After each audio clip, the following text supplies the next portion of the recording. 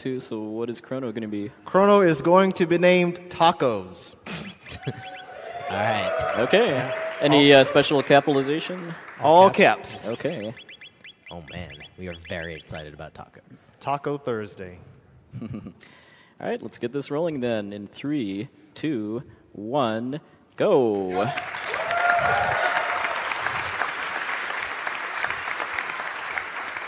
All right, so this is, I believe, the 4th time this game has been in a Games Done Quick marathon, but all the 3 previous runs have all been the 100% category, which is all side quests, and this is going to be an any percent. I submitted it as any percent no wrong warp, but it's known as any percent no Lavos shell skip in the community. So this, I'm going to see some kind of familiar stuff if you've ever seen a speedrun of this game before, but a lot of new stuff too, especially starting after about the 2-hour mark or so. So you go. Why don't you go ahead, everybody behind me, why don't you go ahead and introduce yourselves too? Big Flong Balls. I'm Vol'jin. Red Slash, and beside me is Sense Warrior. All very awesome people that I'm very honored to have behind me for this. And then we also do have one more guest too. Yeah. Julius the New. I did hear one. No. There was one. The crowd. There was one. All right, so now we need Luca. Luca's name. Luca's name is Arby's. Okay. An oldie but a goodie. All right. It's already old now, huh? Man. Dude, it's a meme. A year and a half. Oh, my goodness. Yeah, I was there when this meme was born too, during Final Fantasy IV. So kind of with pretty much every RPG speedrun out there, there's some quick menuing that Flex had to go through right in the very beginning. Really simple stuff, changing the battle speed to the fastest and also setting memory cursor for battles as well. And that'll come up a little bit from now. Yeah, I didn't bother changing the battle message speed though, just because that effectively doesn't actually save any time in the run. So he also just when running into... Oh, right. Marley. Yeah. Love. With an exclamation mark. Love. Love. Love. All right. How are we capitalizing here? Proper case. Okay. Yeah, so when he ran into love... Exclamation mark. Does this have an exclamation? It does, yeah. It's by the Z there. Below the... Under the Q. Under the Q, okay. Capital. Oh, okay, there we go. Okay. Love! Okay. All the speedruns of this I've done before, I've never actually needed the exclamation point before. We did it. Oh, man. So when he ran into love... he went to pick up the pendant first because he wants to be a giant jerk. Mm-hmm. That is actually important. That is Plexel for you. Yep. The jerk. And you did run Illusion of Gaia. Mm-hmm. I am what I am. So how come there was no candy skip there? Yeah, there's an extremely difficult skip you can do to skip the trigger for this cutscene. And in this category, it saves all of 1 second, because even though you skip that entire cutscene, you're going to get it when you come back through here after your first trip to the Middle Ages. So, Super huge deal in the New Game Plus category, though, because they don't come back here. So.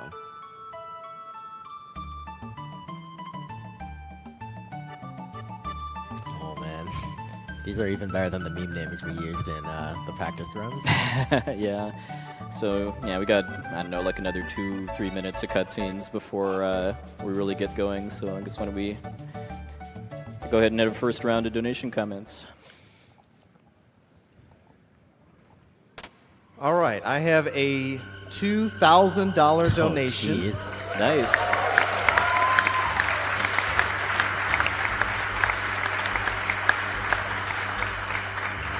I have a $2,000 donation from Anonymous. I'm on a business trip and can't see any GDQ live, but that won't stop me from donating. I'll leave this as a time capsule for when I finally reach this year's SGDQ on YouTube. Last GDQ, I donated to save the animals, but this time I see there's an infestation of demon cows that must be purged. After all, there's no way you can defeat Diablo on an empty stomach.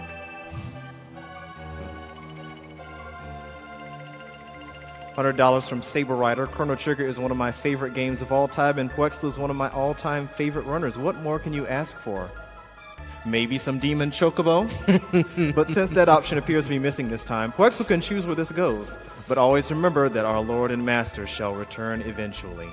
Yeah, my runner's choice, at least for now, is going to be the Terra fight in Kingdom Hearts 2. $150 from Diva171. Happy to support the cause and see this community doing such wonderful things. Liberum Annibalil. I said that correctly. Okay.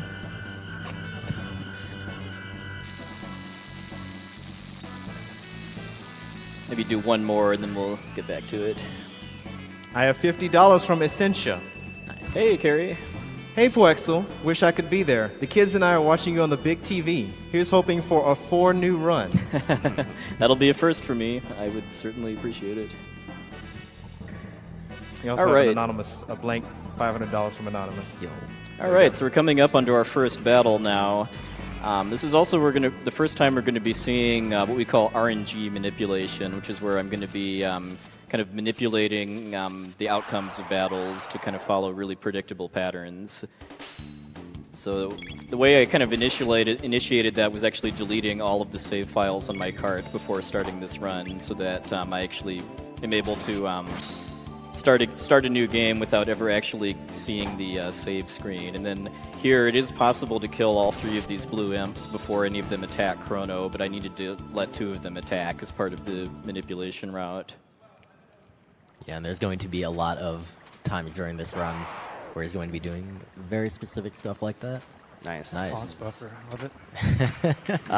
Yeah, Oh, should clap man. for that. Yeah, go right that ahead. is it might look easy on paper, but it's a pretty hard trick to do. There's just a couple pixels there that are possible. Yeah, it's a 2-pixel window for that. Puexel to dodge the hitbox for that encounter, and he definitely wants to do that because getting into that encounter will actually change the RNG, and that's not what we want. So he has to be able to do that. Right, he's going to be doing that skip, that exact same skip, multiple Yeah, times. 4 during this total run. times over the course of this run. Oh no. I left my phone in my pocket. Oh no. We can probably go back to some comments too, just because we just have some story triggers we need to hit here before we can get into the first dungeon, including a 100% accurate biology lesson too about how genealogies work. Oh, yeah. I am a biology teacher, and I can confirm it's real. All right. I guess we should quickly point out too that the cutoff for Frog's name is coming up fairly soon too. We're going to be cutting that off when I enter the cathedral. Okay. I have a $600 donation Very nice.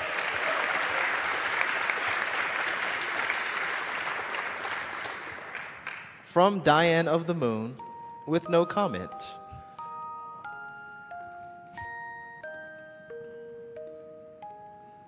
I have a $300 donation from Gunarm Dine. Hey, Oh, Diane. hey. Hey, Poexel and Chrono Trigger fans. Luca will be honest and admit, I was afraid I couldn't do this. I had to pour over my budget and make sure they weren't going to pull a lien on my house. Turns out there's not a chance, even though I'm no accounting scholar. Thank you, Diane. Ilo be rooting for you. Ilo be rooting for you. And thanks to everyone who donated so far, because it's not as if anyone's going to Magus do so. So stay at your post He's still going. and have a wonderful run. And one more thing, I'll double this if I can get the couch and audience to give us all a hearty wonder shot. Let's go. All right. 3, 2, 1. Wonder shot! Man, I don't know if I heard the audience there. Ooh.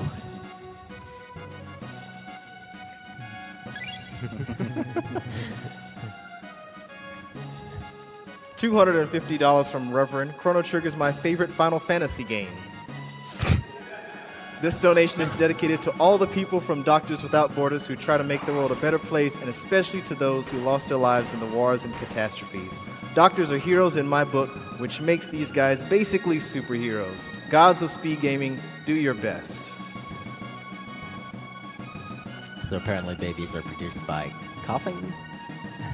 Or nodding, I guess. Oh, right. That's what the textbook says. Okay. I'm going to go with that. All right, so now we have to make a trip back through Guardia Forest to get to the Cathedral, the first kind of real dungeon. And then on the way there, I'm actually going to be fighting 2 battles that are technically avoidable, but I do need to learn Chrono and Luca's first text as part of my my route for the Cathedral.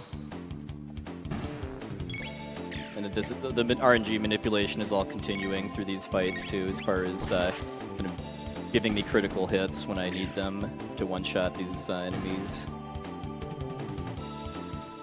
Red Slash, you want to talk about moving RNG through the RNG strings with his actions? Yeah, the RNG manipulation in Chrono Trigger is not very complicated at all. It's a timeline of about 256 values, well, exactly 256 values. It's divided into 16 windows, and that's simply because when a battle initiates, it takes those ranges and... Of them do it, and they cluster together pretty nicely for getting Fire World.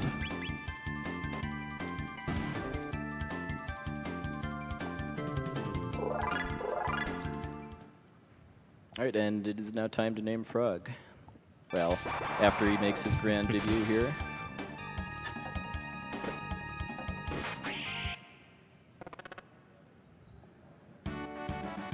Frog's name is going to be Glenn. Of course. The 2 N's, I take it? Yep. All right.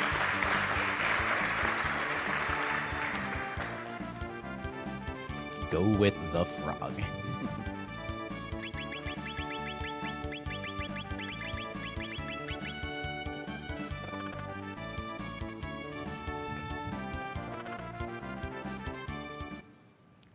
What do you think, Red Slash? You think we're on sub-3 pace right now? I think so. Absolutely. All right, I thought so. Sure, we haven't lost the race yet. That's true.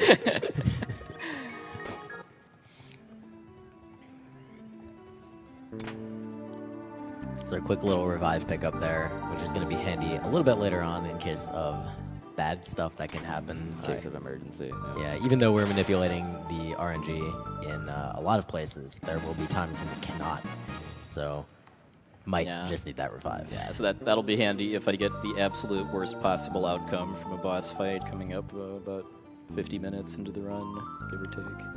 And when it comes down to RNG manipulation, again, you want to make sure you're not getting into any encounters that you didn't plan for. Thankfully, this dungeon, most of the encounters their hitboxes are located with the enemies, and so they're really easy to run around. There aren't any tricks, because later on, you might think you can dodge through enemies, and the developers had actually planned for you to maybe try that, and you step on a certain area, you're actually still going to get the encounter.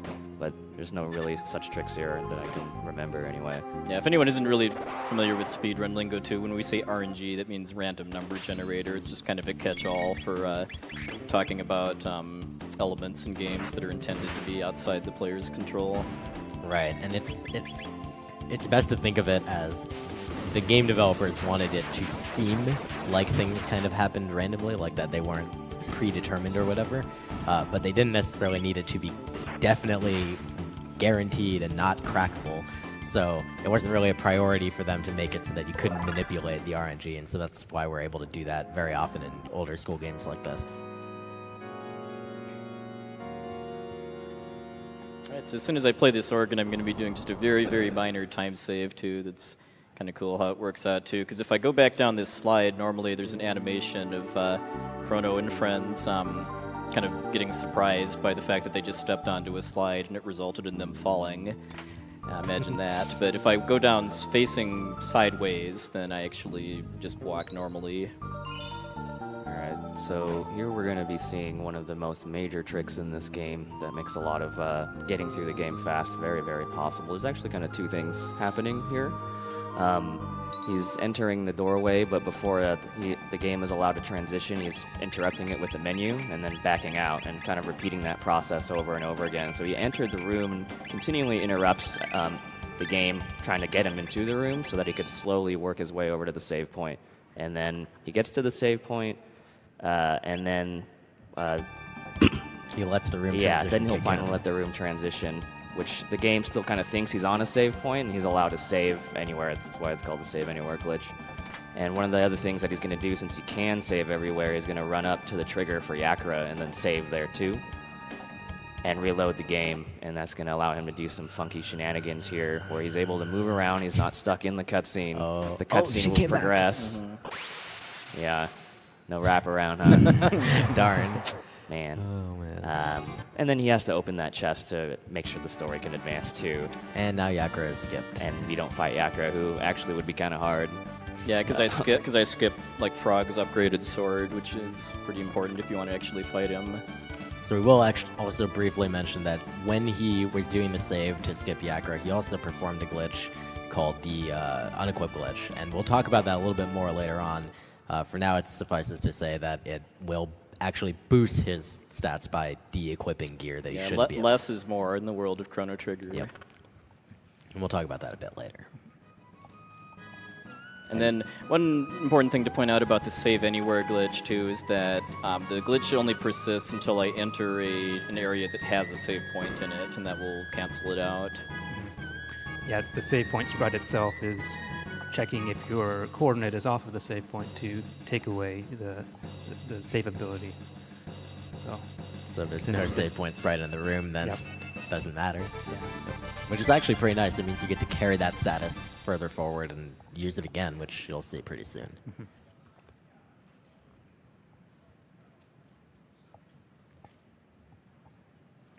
Yeah, I safety saved before doing Yakura skip, too, because if I'd have messed up the setup, I wouldn't have been able to leave Yakura's room, and that would have been pretty problematic.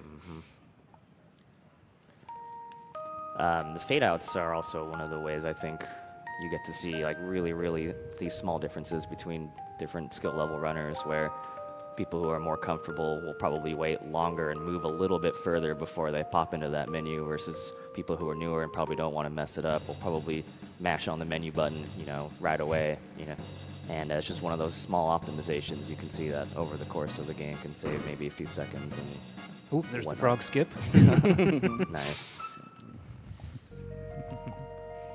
Feel his Glen, man. So this time on the way out of the forest, we are just skipping all the encounters by just avoiding the triggers. And then we're coming up to another use of the Save Anywhere glitch. This isn't quite as significant as the Yakura skip, but it saves more than 0. Yeah, it's actually about 3 to 5 seconds that it can save, the reverse bird skip. And it was found by this fellow right here, Snow Warrior. What a god. Agreed. Yeah, so there I reloaded the room once I was already past the trigger where the game kind of checks to see if you're coming from the overworld or from the time portal and decides which encounter to give you on the bridge. And the encounter you get normally coming from the overworld is completely unavoidable. So reloading there to give me the birds let me actually avoid it. It was also the timing for me loading my file as part of that skip too is significant too, because that plays into the luck manipulation route for Guardia Prison coming up. Are there still any loads that aren't like instant basically, or are they all pretty much there now? Oh, for the most part, yeah. Yeah, that one we just did, we kind of glossed over. That was about a half-second load. Okay. Yeah. Yeah. There are known amounts of time for each of the loads that you want to do to manipulate the RNG, but in some cases it's just get in ASAP, mash basically. And Yeah, in quite other a few. cases, there's like a specific amount of time. Yeah, the main ones that are used are there's a mash load, there's a bright load where you just react to the save file string popping up. Double bright is kind of where you hesitate to do that, but essentially it's just to react. And then there is about a 1 second load too that he'll use. It's between 0.8 and 1.1 is what he'll shoot for later on. Like that bird right there is one of the ones that like got me when I was kind of looking into more of the game, because in your mind you're like, well, I better dodge that bird, but it's really on the ground. So if you just walk around that part, make sure you do that, and then you don't get it. Yeah, that's a strange, stationary trigger, not tied with the spread. Yeah. Yeah, getting through all of these kind of hostile areas without fast and avoiding the encounter triggers takes a lot of practice. So hey, we're coming up on one of people's favorite casual parts of the game, the trial. This was fairly revolutionary at the time, where the game's kind of judging you for being a typical JRPG protagonist and like eating people's lunches and either helping or not helping their kind of trivial requests. So Poexel didn't go out of his way to really do much of anything related to this. The one thing that he did do was he picked up Nadia's or Love's pendant before talking to her, which means he's kind of a jerk. So one of the jurors is going to be like, "I'm pretty sure you're guilty." And other than that, I think all the other ones are based on stuff you haven't done.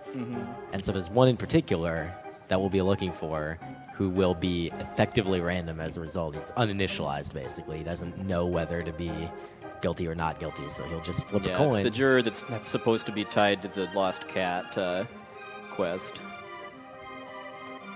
And how many seconds do you lose if it's not guilty? Well, if it's guilty, you save about 5 to 6 seconds. So We if don't it's talk not about the guilty, you loss. lose 5 to 6 seconds. All right, got it. Yeah, I mean that's a small enough difference that there was more stuff I could have done to force the guilty verdict, like try to drag Marley away from the candy merchant or like eat the guy's lunch, but all those would have cost more time than I'd save from the guilty verdict, along with adding more text to the trial. So what we want to see is the second juror moving left. Well, we want to see as many as possible moving left. That indicates guilt. That'll be coming up. So now we're going to confess to kidnapping the princess, and yet have it still be not a sure thing that we're found guilty. And the reason why we want to be found guilty, why we save like 5 to 6 seconds, is just because then there's less dialogue and the next cutscene after. Never lucky. Did not believe hard enough. I'm on a pretty solid streak of nonstop not guilty verdicts in my runs of this game too. This, I want to say, is probably like either number 7 or 8 in a row. Dang. Yeah, it is exactly 50-50. Well, pretty close. More to or that, less, yeah. I just love the reaction when a juror votes not guilty. The entire crowd's like, boo, boo. Like, wow. Tough Jeez. crowd. All right, so yeah, we got not guilty. So yeah, there's going to be a little extra text during the next cutscene, which means that Iceplug can fit in maybe an extra like half of a donation comment. So take it away. Awesome. I hope you like puns because I have $25 from Brosentia. Oh. Hey, Poexel. Brosentia here. Great to see Chrono Trigger. Good lord. You sure be drilling through these enemies. Don't toot your Rhyhorn too quickly, though. You might get Bulbasaur from getting hit. Oh, and this goes to naming Robo Arb-Y. No food is as fast as Arby's. Thanks, Brian. Oh my goodness. I'm not applauding that.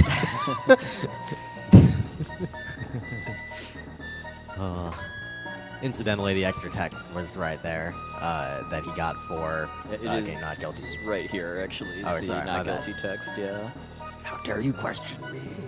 A kind of extra bonus of getting the guilty verdict, too, if you're just mashing through all this text, too, is that this music just kind of abruptly cuts off instead of the dramatic conclusion there.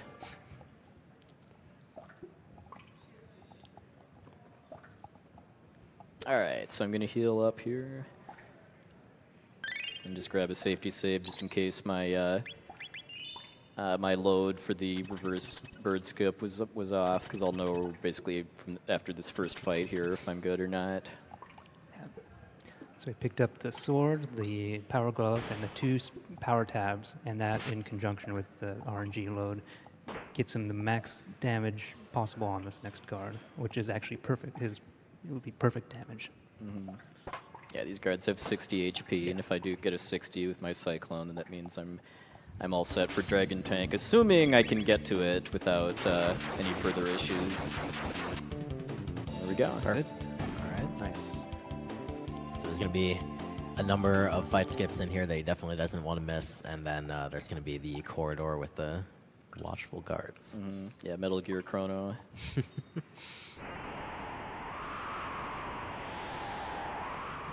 So there's a long way to the encounter here. That's going to take a while, and it's probably not. It's not really so much about a time save to do this to skip the encounter, so much as it is he needs it for the RNG.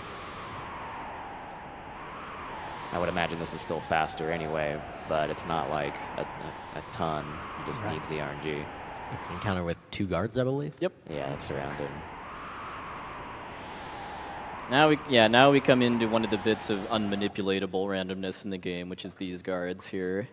Thankfully, these guards are a little nearsighted, so there's a little like a line of pixels as long as you don't. Oh, goodness. What a god.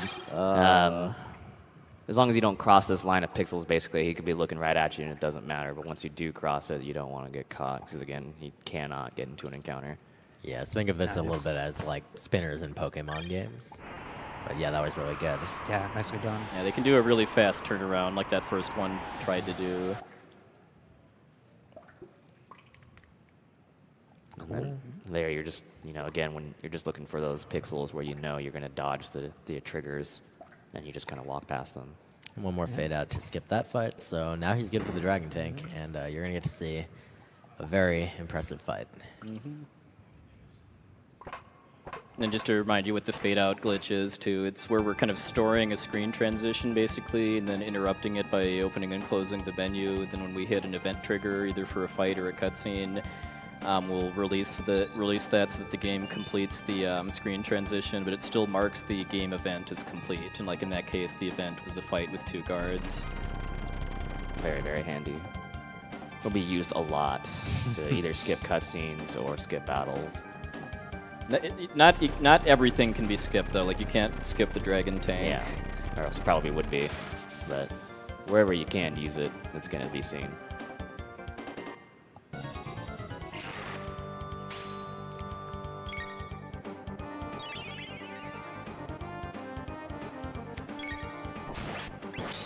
So I do want to just make sure to ask audience members here at home, like, just pay attention to what he's doing, especially with how much health he ends up with. You also notice that he's going for the head first, which is, I guess maybe is somewhat normal, but going for the wheels is usually a better, like a safer strat in terms of getting the tank to stop crushing your characters. But thanks to the manipulation he's done, well, should still be fine.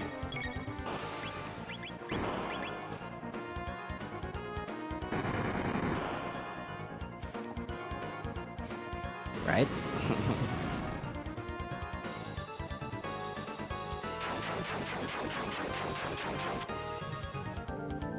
Should be enough for the head, yeah.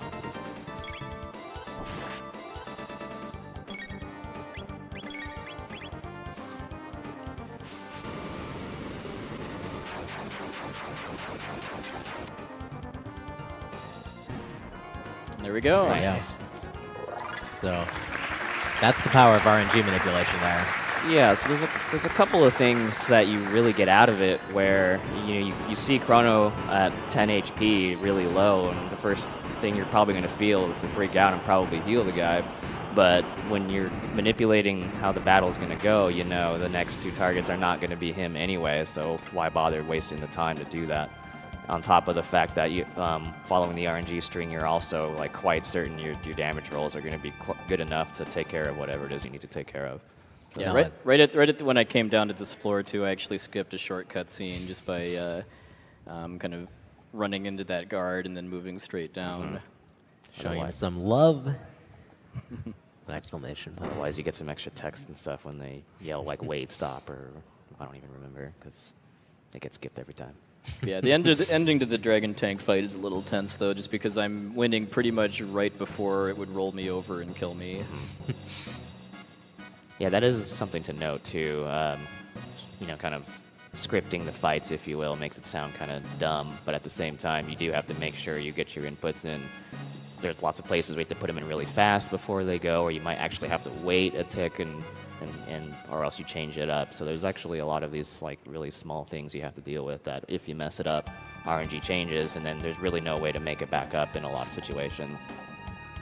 Right, it tends to be the difference between some fights where you can manipulate the RNG become about that execution of making sure you get your turns in, and getting your inputs correct. And other fights where you can't manipulate them become about that decision making of, okay, you know, how do I handle the situation that's dealt to me dynamically?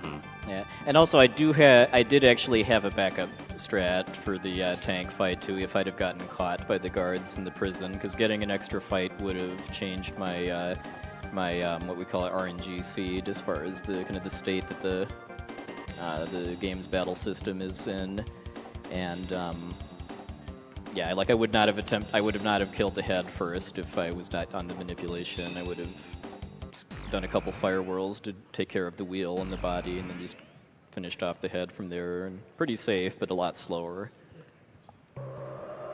Maybe in a little bit we can talk about what kinds of things change the RNG. I don't think we have the time, though, because we got the lab coming up. Yeah, tough platforming session coming up. Yeah, definitely. All that DKC training is going to come into play here. Oh my goodness.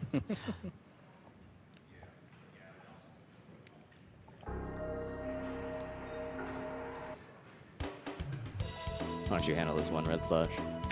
All right, so we are skipping some of these battle triggers by making use of these text boxes here from the rat, stealing from us and then stacking on top of that the treasure chest text. So that lets us get across some of these hot zones, as I like to call them. So there's 2 of those there. And that was really, really clean. And then there's a couple more fights here just to avoid, and he's through. Yeah, so you're seeing some really, really clean movement as far as dodging the encounter triggers. There's just a couple of ones where there's just really nothing you can do to get past them, and that's why they'll make use of the text boxes to get past it. Yeah, like both of those, there were actually ways I could have just gone around the trigger, but they were slower. Yeah.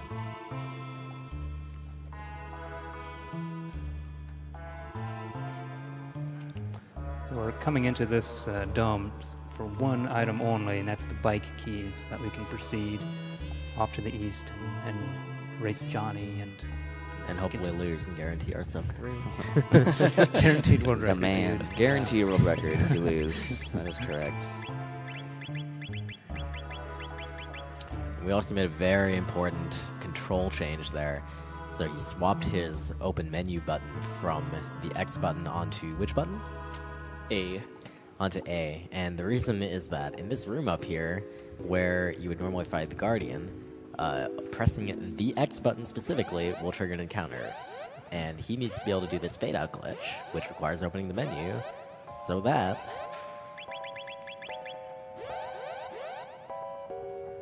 he can skip the Guardian. See you later.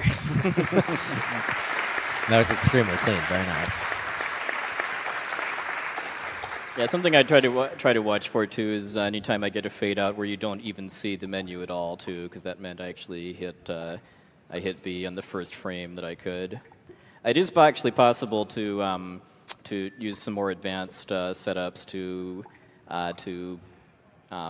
add the start button into the mix, actually, which kind of lets you buffer closing it on the first frame. But I'm used to playing this game with default controls, and it's pretty awkward to do that with default controls. If you're willing to remap controls and kind of learn to play the game that way, then you can use kind of a much more natural grip to do the kind of the consistent frame perfect fade outs, as I call them. Yeah. On the Japanese version, this rat warns you that if you've swapped your controls, that the password will not work. And since that occurs right outside the Guardian room, it kind of makes me think it's a clue that the developers were possibly aware of the fade-out glitch. Yeah, at least the way it's worded in the English version, my kind of theory on that is that they're it's because the password to open that door is actually fairly similar to the soft reset sequence. We'll never know. Yeah. So same basic principle here, fading out, making sure that cutscene's triggered, and then letting the transition happen. And it skips a fair amount of this cutscene. And we proceed to get stuck inside a computer too. So they get to skip the whole, like, watching, like, Lavos destroy the world and all that stuff. Yep. We played this before. We already know. I mean, that already happened back in 1999, right? That's a good point. 18 years ago now, jeez. Yeah, time flies when you live in a post Day of Lavos world like we do.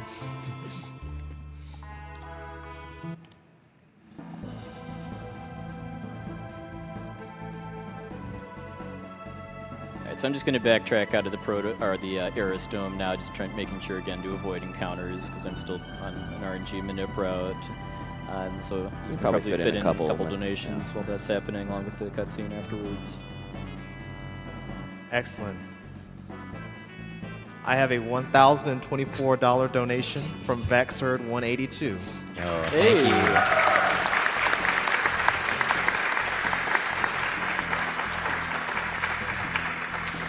It says the one problem with SGDQ is that there are so many interesting speedruns and not enough time to learn them. Best of luck to Poexel on the Chrono Trigger speedrun, and put this towards runner's choice. Be the Terrafite in Kingdom Hearts 2. I also have a $1,000 donation from Anonymous. Thank you.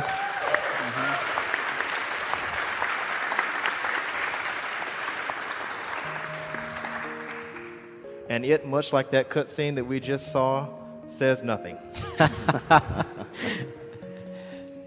Alright, so now we get the whole reason for coming here, which is the bike key. One more thing, too, after shoving this guy out of the way, just for the fans, this isn't part of the normal route. But you're still hungry. I'm pretty hungry right about now. I recommend Arby's. Oh, goodness. The perils of a dinner time speedrun. So coming up here is the bike race, where it's possible to win or lose it. You get points from the race. I have a challenge for you folks here at home watching. If you haven't donated yet, or if you have, I myself am going to match the points that Poku wins from this fight as a donation. So I'm just going to give you an example. In the practice room earlier today, he got about 800 points, and I would translate that at $8, 1 cent per point. So if you'll do that with me, I'll join. Let's see what he can score against Right on. the man. Right I'll on. also join. What kind of couch mate would I be if I didn't? Let's see. Well, that point score kind of oscillating there. Come on. Let's go. ooh, You can approach this race really however you want. Is just right before the very end, you're probably going to just boost past them and make sure you win. But outside of that, there's plenty you can do. You can try to stay in front of them or hang out behind them. Doesn't really matter. Oh, man. It's going to come down to the wire. Oh, Nice. very nice. 977. 977. So that's, I'm going to round that up to a nice crisp 10. hey, sounds like a good plan. all right, sounds good. $1,000. Maybe from your account, man. One of my favorite memories of this game. If you guys don't know Red Slash, he's done a lot for this game, both run-wise and route-wise. And some time ago, one of the most glorious times people were shooting for it was under 3 hours. He was the first person to get it. And I remember he was streaming late at night, and he actually lost to Johnny in his speedrun, which loses like a bajillion, or so I thought. So I was like, screw this guy, I'm going to bed.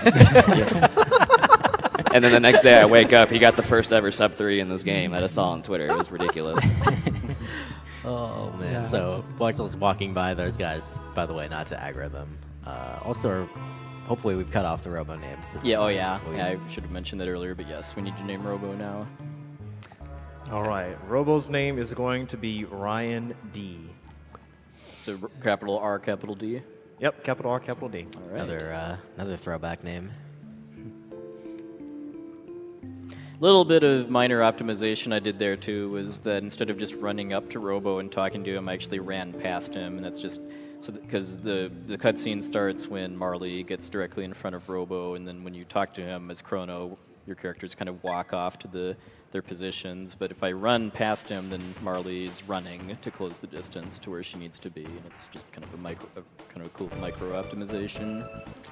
I also really appreciate the strats for the first fight in this area where you had the Berserker on Marley, and on Love, and she was very, very red. Spreading the love. managed to crit one of those things for like 110, which is and then do it again too. Because if I'm on the manipulation route, then I'm just kind of performing the same actions, then critical hits. We're going to know where they fall. Right, it was Ryan D, right? Yep. Okay.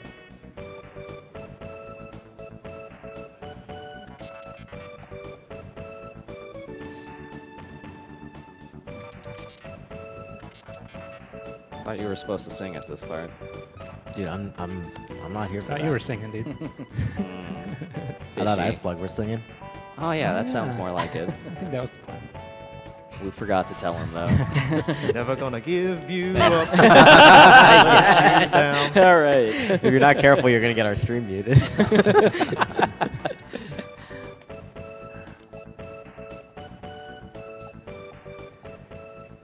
He sounds just like Rick Astley. It's amazing. It's uncanny.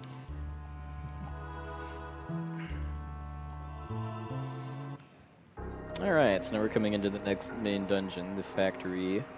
This is home to one of the most obnoxious enemies in the game, to the sets of enemies, the acids and alkalines, which are slimes that have very low HP but very high defense. Fortunately, this first one we have to fight here, we can manipulate a 2-hit kill on. If you're not on manip, this usually takes about like 5 or 6 hits. You'll see a lot of those, and most times the one. Got a crit with a 10 there. But anyway, yeah. But there's another fight coming up in a few minutes with 5 randomly colored versions of it, and just because of the nature of that fight, we're going to fall off Manep just as part of the route. But we'll be getting it back in about 20-ish minutes after that.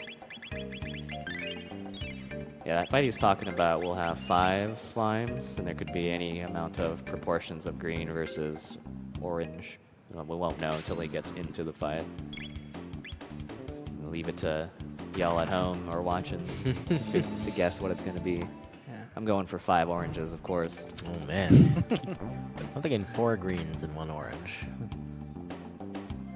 5 greens, baby. All right. Oh yeah. All right. We got it. So you're going to see some weird like zigzagging, and again, it's just because he's dodging the pixels that will trigger encounters. And then, for whatever reason, thankfully, him zigzagging like that doesn't actually change his speed. Whether you zigzag or run in a straight line, you go at the same speed. It doesn't really affect him at all, which is nice. Oh man. The one green? You were kind of there. Yeah, it was the reverse of. Oh well. Does that mean you're closer or that I'm closer? Yes. All right. The reason why the mix kind of sucks is if you attack one and they're right next to each other, especially if you hit the green one, that's why he's not targeting them, even though they're weaker. You tend to proc a counter attack. We kind of want to avoid that as best as possible. Now, at this point in time, he's just trying to see if he can get some cyclones in and try to hit multiple ones. But again, since it's all random, we don't really know what's going to happen anymore. So he's going to just make the best decisions he can. Nice. That was a one-shot. Nice. It's actually working out really nicely so far. Yeah, for a 4 reds, this is turning out all right so far. But it's not over till it's over, though, just because the reds only have 1 more health, but they do have kind of significantly more defense. So yeah, like Robo is actually pretty over-leveled at this point. He's level 10. I think the rest of them are like level 5 at this point, but he still only did 1. Yeah, if you can make it through this fight without taking any damage on Chrono or Luca, or sorry, Tacos or Arby's, then you can skip menuing and healing after this fight. But I think Quexo might heal anyway. Probably do it for safety. Yeah, just for safety. I'm going to do it anyway, just because I'm going to level off this fight, I believe, too. That was a good fight. Yep. That was actually really good for the way For you got 4 it. reds, that was pretty good, yeah. I do always appreciate clapping for RNG. Same.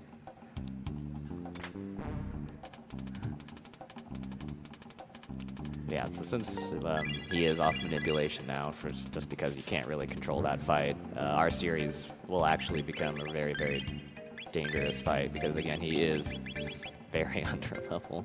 Right, as I mentioned earlier. Yeah, I had Robo kind of carry me through the 2 encounters I had to fight here, but unfortunately he doesn't he doesn't get to fight his cousins. Yeah, we are level 6 at the moment, going into our series. And yeah, as mentioned earlier, there are some fights where you can manipulate the RNG, and this is one of the ones where you cannot, and as a result, he's just going to have to react to what happens. And one such thing that can happen is real bad, and hopefully. Unfortunately, also extremely rare, but I did come prepared for it. Yep. And that is why he has the revive, just in case Luca takes every single attack. She will die, and that would be really unfortunate. So he has a revive for that case. One really nice pattern is you'll get the 3 opening tackles on Chrono, and the pattern is 30, 32, 30, and we call that the Warrior. It's this guy right here mapped out all the possible patterns for our series, and that has really helped us out analyzing and coming up with strats. So yeah, that's good times. How many different patterns are there? 16 or 256? Oh, yeah, about 16. Okay. Yeah. Yeah, so even, and it's worth noting too that even though we're not on like manipulation as is normally done in this run, our series AI is pretty easy to manipulate just by what we do, even if we're not like in total control over like how much damage each attack does and stuff like that. So you're going to see that as far as like which order I attack them in. I think it's just mostly like kind of easy to take for granted. In most cases, you're going to be fine, but there's probably some cases that I'm sure these two guys know way more than I do that you kind of just want to be ready for, or else maybe you just end up playing it like way too safe. So I would imagine what they came up with is just that nice point of fast and also effective. Yeah, because I did turn the battle speed down from 1 to 2 just to both make this a bit safer and also for another reason in Heckran's cave coming up to that we'll get into later. That's a sick line.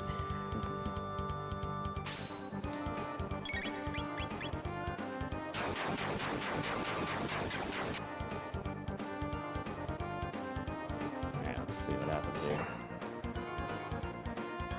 Do it. Don't do it. Okay. Alright, Should not need the safety revive now. this is fine.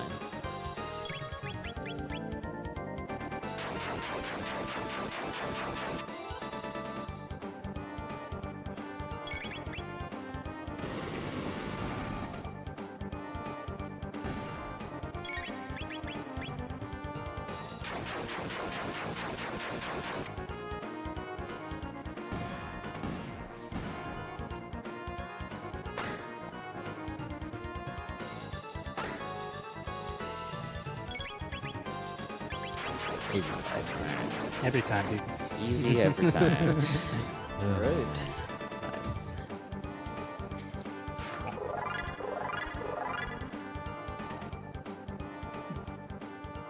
So yeah, like kind of mentioned before, the order that I did my cyclones in was part of just dodging any opportunity for them to use their nastiest attacks.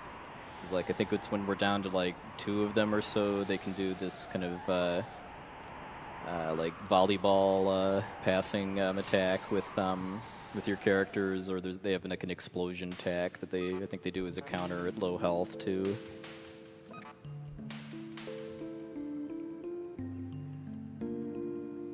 Robo-thump.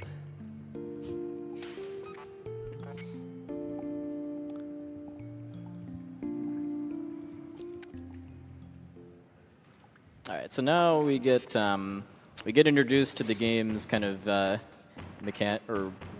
lore, I guess, for why you have a 3-character limit, which is the end of time, and we're going to meet the Guru of Time, and then also learn some magic, and then while we're doing it, let's have some magic of donations too.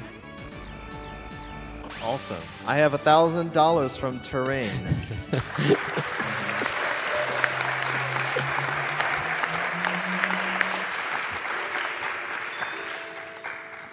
And Terrain says hi. Hi. Hello. Hi. Hello. I have $50 from Bass Guitar Bill. Good luck to my Cuso Grande rival, the one and only Puexel. You can choose where this $50 goes. $100 from Lavo Spawn. Hey Puexel, I'm staying late at work today because I'm so excited to see you running at SGDQ. You were the first person I ever watched on Twitch, and your consistently positive attitude has made a lasting impression on me as a viewer. Good luck with the run. put my money towards Jeff as the player name for Earthbound. Oh, thanks, Lava Spawn.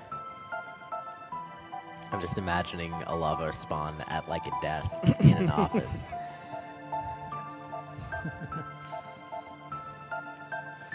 $150 from RPG Chick. Chrono Trigger hype. Nice. Hi. One important thing to note too is that as of now we actually have access to the final boss, the final battle with Lavos by going through that bucket too. Since this is an any percent category, we don't have to complete all the side quests or really pretty much anything else that's not kind of required to beat Lavos and get a good ending. So kind of from here on out, the routing becomes about just kind of what exactly we need to do in order to be able to defeat Lavos consistently. Right, because we go there right now, we're just going to get obliterated in the first attack, basically.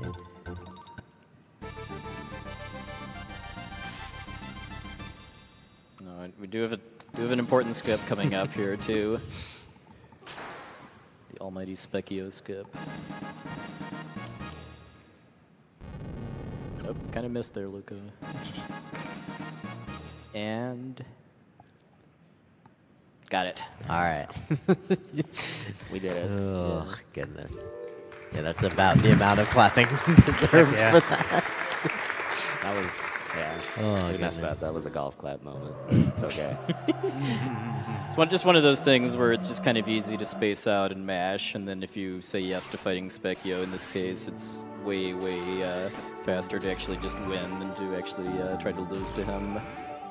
Now for some delicious cake. Oops. Nice. Beautiful. See ya. Yeah. Shoutouts to Arzen. Oh, hey, remembering the tabs, nice. Yeah, so that's called a cake dash. You just, I don't even know how it works. You tell me how it works. Well, that's one of those. There's a couple of skips in the game that are possible where you swap your party to regain control, and that's pretty much the extent of it. Alrighty. Okay, so since I'm not on Manip for this very first fight here, I'm very much just hoping for that, actually. Because if Marley goes Berserk, gets a critical, that'll one-shot one of them, and then Chrono can take care of the other one.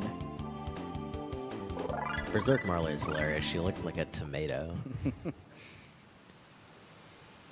This would be a great time to explain the kind of the tech involved with running away from battles in this game, too. Would you go for it? Sure. Okay.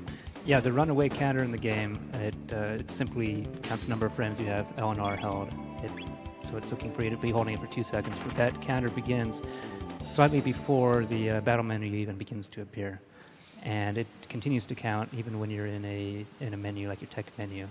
So what Plexel is doing is opening his tech menu to let the counter, increment up to, and then when he leaves the menu, he instantly runs. Yeah, so that both saves time and is also good for safety too, because it's as long as I'm on my game, it's guaranteeing that I run away before getting attacked. So again, another instance of a fade out to skip a fight trigger. Or, I guess more accurately, trigger it, but not actually have to fight it. Okay, got the That's basket. good. Nice. Nice. That one's a little sensitive as far as how I round that last corner. And now we have a big time boss skip coming up. Heckran is no joke. The setup for it's somewhat similar. So again, he's going to keep interrupting the transition to get that save anywhere going on. But here, bypassing the trigger is not so easy as the Yakura, where you just kind of run up to a spot save and you're good. He does have to walk into the trigger and a little bit past it, but he doesn't have a lot of time to get into the menu and save like he just did before he triggers. So you kind of saw the first time around it didn't work out, but this time around it did. And that's why this one's just a little bit trickier, because it's much harder to get in that tiny window to get into your menu and save. And see ya. The results of that glitch just look hilarious. Yeah. So what basically happened here is that I kind of clipped through the trigger for the Heckran boss fight by using the Save Anywhere glitch, and then triggered the cutscene that normally happens after you defeat Heckran. And then, because I got to that cutscene, the game was kind of gracious enough to assume that I'd actually fought Heckran, and then just kind of let me go. I could have actually just skipped that though and jumped into the pool, but then that messes up the kind of the story advancement in the game, and I'm not actually able to make progress. And like what makes it really hard is you don't just get to run up and save. You'll never get it at that point in time. So there's actually a little bit of movement tricks that you got to do that I believe was described as kind of like running, letting go of run, kind of starting up the run again to kind of just stutter yourself a little bit so that you kind of fall into this window where the trigger won't actually activate. Yeah, you're trying to hit a certain spot in the 28 frame cycle where the trigger will take longer to activate. Right. And it's because of that delay you're able to save it there and then bypass it. So you don't get to just kind of run head on and hope that and have it work. Unfortunately, it does actually require good movement on your part. Remember bird skip? Yeah. Right, there we go. That's 2. Bird skip returns. Yeah, I'm looking forward to Bird Skip 3. I hear it's going to be even better than 1 and 2. Bird Skip 3 is the most important one, though. As for, not really, I mean, it's the same skip, but it matters more for time in the run because of RNG manipulation. Oh, hey. Cutscenes. Yeah, there's a lot of triggers they'll have to do to be able to cross that bridge. Yeah, we can fit in a few more donations here, but did we actually explain how text canceling works during the Yakra skip? I don't believe so. Oh. Because I'm going to attempt to do it a bit here during this cutscene with the chef, although it's not. It's just kind of a micro optimization. Yeah, basically it's just scrolling an NPC off screen while its text is writing out will instantly close the text and advance it through. So that was that. Yeah. You could maybe fit in probably one message or one comment. Yeah. I have $30 from Omicron. The black wind howls. The animals will shortly perish. Nice. Good. Wonderful. Wonderful. So he's going to make a quick detour to the cathedral. We want to have Save Anywhere set up for a skip we're about to do. And there's actually 2 ways to get it. And one of them was from the end of time, which is really challenging. Would be about 10 seconds faster, but it's really hard to set up. So instead we're going to come into the cathedral and we'll just set up there's a save point really early in here. Because even though I had Save Anywhere to skip Heckran, when I went through the end of time, because that area has a save point in it, it caused the game to kind of correct itself, basically. So it's the same thing, get a fade out, store it until you walk out of the save point, then you can make your way out again. Yes, I don't know if you remember, but we are kind of not a very high level. So there's bosses like Heckran and Zombor coming up that are not very easy. So thankfully, again, applying the same tech that you've been seeing now, Zombor on the bridge can also get skipped. Again, it's a bit more complicated than Yakra, but follows a lot of the same principles. So one of the first things he's trying to do is kind of get past this guard here, or else you get stopped like that and you have to try again. I'll try to back up a few times quick, just to see if I can kind of blindly get it. Might be far enough. And you can make use of all 3 of your save slots. Alright, I'm just gonna leave. And just kind of double check whether or not you got it successfully. What's kind of interesting is the 28 frame cycle that this trigger is based on. Should do it. It's about 159 BPM, which is the BPM of the castle and the bridge song. Wow. It's kind of a coincidence. I can't really make any use of it, but it's funny trivia. Wow. So perfect example of like you don't just get to run straight, hit save, and move on. You do have to very much make sure not only do you get past a certain line, but that and you're able to do that because of being in that little small frame window. And there you go. And we're not done yet, by the way. We have to do that again right past that. Fortunately, the second half of it is much, much easier. Yeah. And it's really easy to see if you got it or not, which you did. So you do have to punch that guy real quick. and then you move All on right. and you don't have to fight any of that And stuff. see is on board.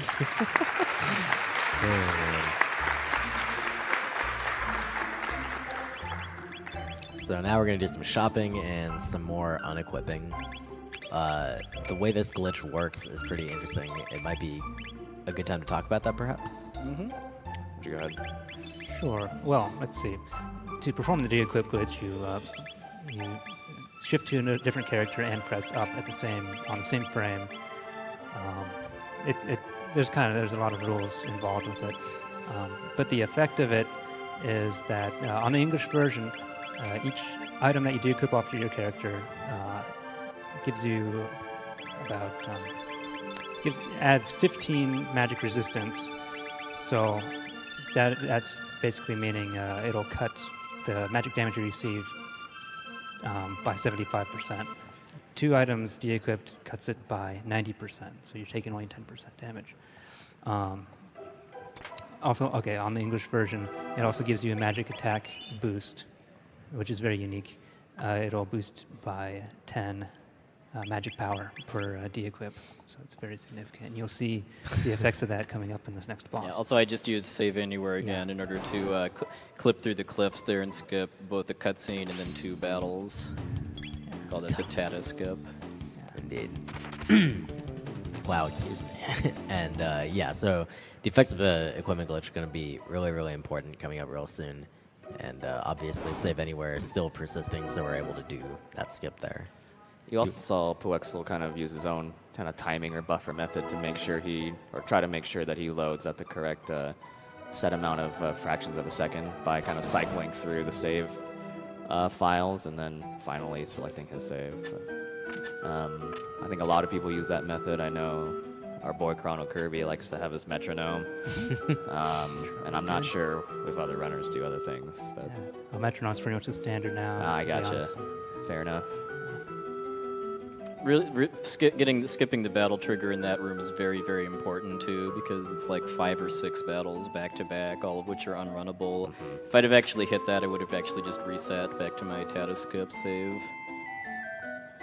Quick detour down here to grab the silver stud and silver Yeah, arrow. kind of the fastest possible route for this category actually skips both of those, but I'm using them for my strats for the final battles.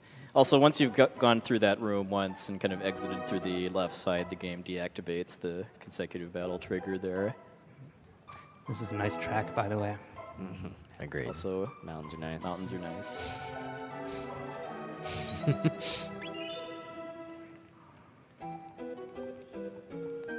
All right, so it's worth noting that he has carried an RNG manipulation from the bottom of the mountain, and he'll know if it's right only after starting the Mazda Moon fight, which will be very shortly.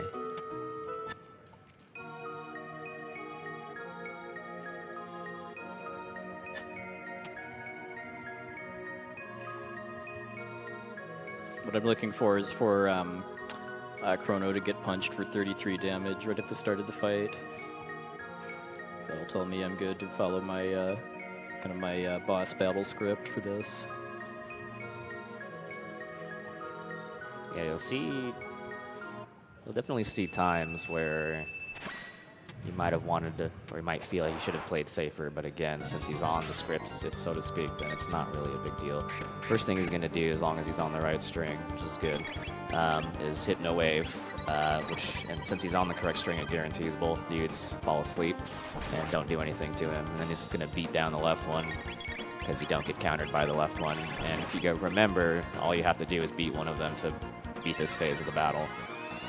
And because of the unequipped glitch that Red Slash explained, I already made mention that there is a magic boost increase by doing that. So you're going to see strictly magic-based attacks for a lot of these, especially this fight here too. Mostly Antipode from the girls, and then Chrono's Tacos is gonna use Slash, which you probably literally never used in your casual play, but it's actually quite amazing. Because Chrono's magic stat is actually pretty bad at low levels, Yeah. but thanks to the equip glitch, it's actually pretty much this. I mean, he does more damage in most cases by getting a critical hit, but like here, when I know I'm not going to get a critical hit, I'm going to use Slash instead. So Slash is a magic-based attack, which you may not be aware of. It's also like a fairly quick animation, does good damage, and yeah, so there's really no reason not to use it. And now we get our first instance of a kind of boss 2 boss battle here.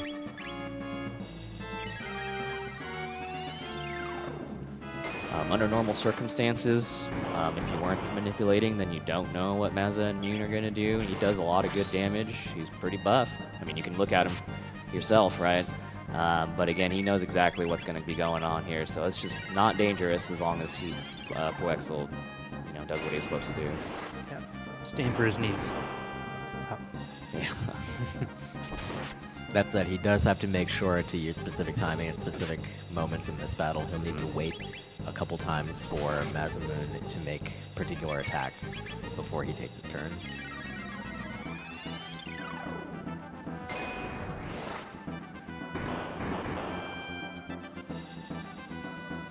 In fact, I thought I was in a different part, so I was actually supposed to wait for that one. So this is actually going to throw it off a little bit, but I've got backups. So ultimately what this most likely means is Flex will just have to play it a little safer, make use of some of the healing that he bought, which I would assume that he bought a little bit extra of. Yeah, just for cases like this. Yeah, and then it'll be fine. It might take a little longer, but it is what it is. You can see there too, that probably would have normally hurt, but because he has like plus 90 magic resist or whatever, that ability, did 6 damage, wasn't a big deal. And it's worth noting that the bonuses from the equipment glitch in the American version don't extend to fire damage, so that will be the one thing that is still pretty scary. You're right.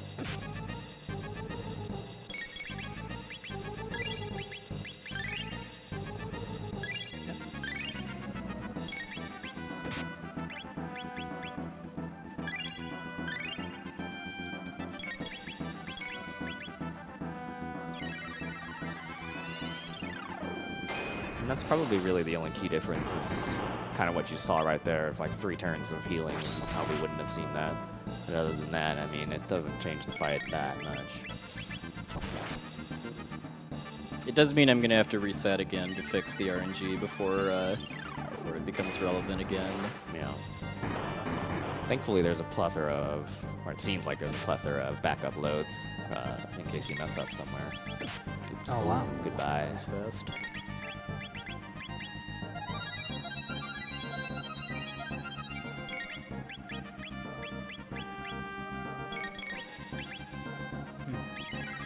This should kill him, if not the next one will.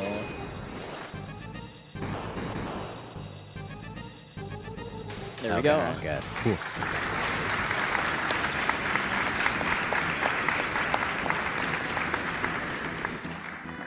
So yeah, the reason we kind of those shenanigans at the end had happened was basically because I made a mistake and didn't wait for him to use that wind attack on Marley before I queued up the next antipode. In a lot of cases, that I wouldn't have even had the opportunity to do so, but just since I was kind of really fast at queuing my first round of commands, their turns both came up before kind of that critical point there.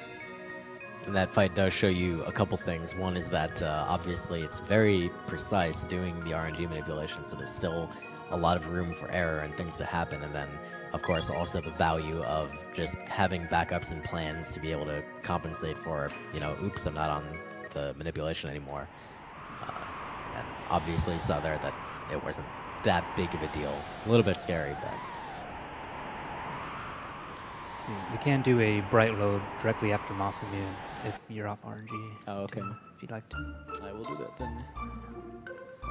The one I'm more familiar with is before Reptites. Right.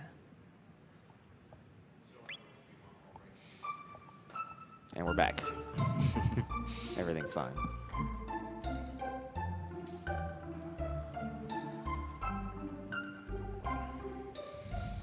So just stopping by Tada's house here to pick up the hero medal, which we need in order to be able to kind of move on to the next leg of the story, which is finding the Masamune.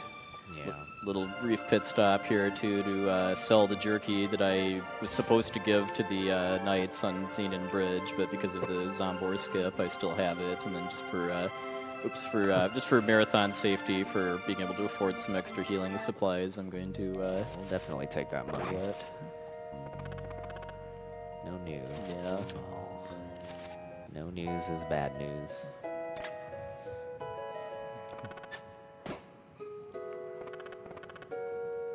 I also didn't know until like yesterday when you saw Puexel. Maybe it would just walk through like 3 frogs. Apparently, Yeah. doesn't matter. I'll keep your eye open for Luca's moonwalk here.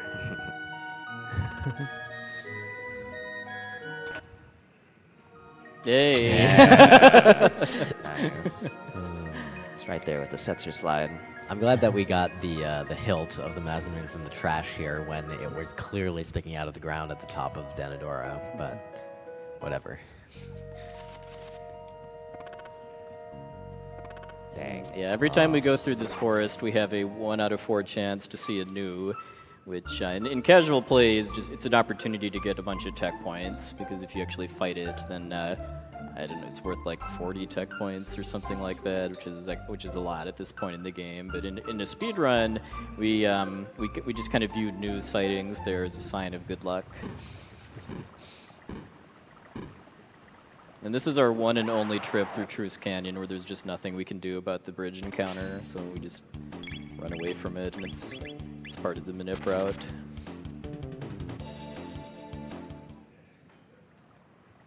A lot of moonwalking from Love there.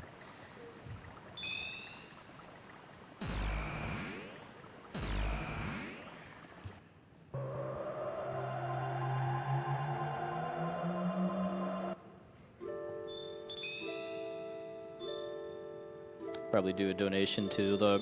I'm going to be doing another fade out skip in order to talk to Melchior to advance the story, but not actually have to do so. That's what kind of guy I am. It's probably pretty self-explanatory. You probably fit a couple comments in. Awesome. I have $150 from LolStars110. Says, hello SGDQ, I'm super hyped for Taco's Trigger and Diablo 2 tomorrow. Good luck to Puexel and Mr. Llama. Shoutouts to my buddies Martin and the Beepers. Nice. I'd like to point out that we have met the incentive for having the Kingdom Hearts 2 final mix, Level 1 Terra and Lingering Will. That donation incentive has been met. All right, go ahead and change my runner's choice to the Sephiroth fight then in Kingdom Hearts 2. All right. A Sephiroth fight is currently about $1,000 away. So it's very close, people. And a reminder, if you it's donate... time to cut off Ayla too. Okay, a reminder, if you donate $150, you can be put in the drawing for the GDQ Custom Corsair PC.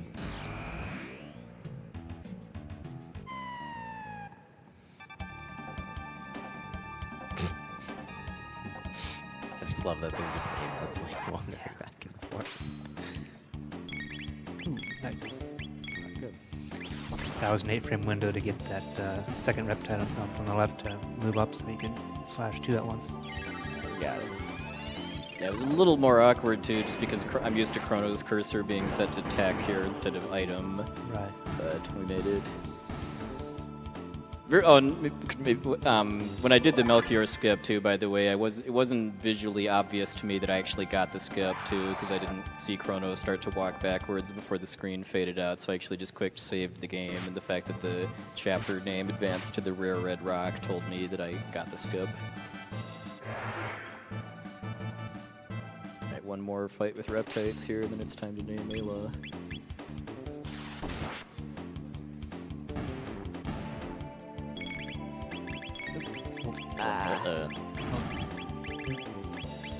Should be okay.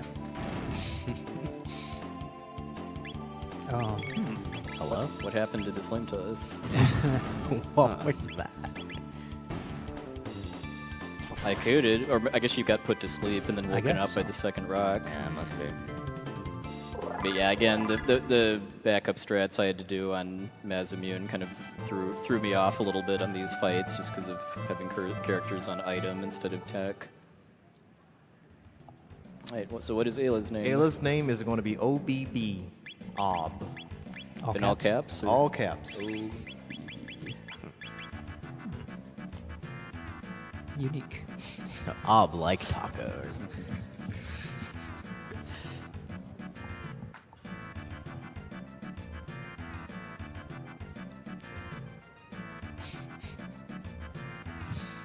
It would have actually been a bit faster and easier to do those 2 fights with Robo, by the way, too, because with the even without the equip glitch, actually you can just one-shot the Reptites with his laser spin. But if you have Robo here, there's actually more dialogue with Ayla afterwards. So we do it with Marley and Luca, and then switch afterwards because there's a cutscene coming up that has a couple different variations on it depending on who's in your party, and then having Marley with you gives you the absolute slowest possible version of it too, so we want to get her out as soon as possible.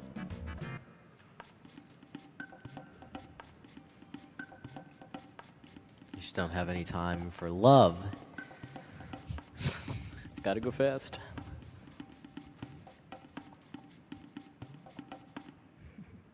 All right, it's party time.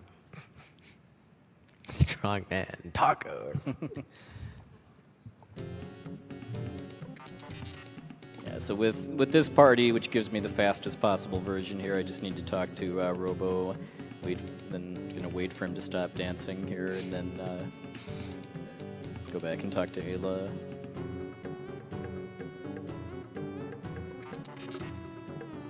That is a very creepy laughing animation too with Robo.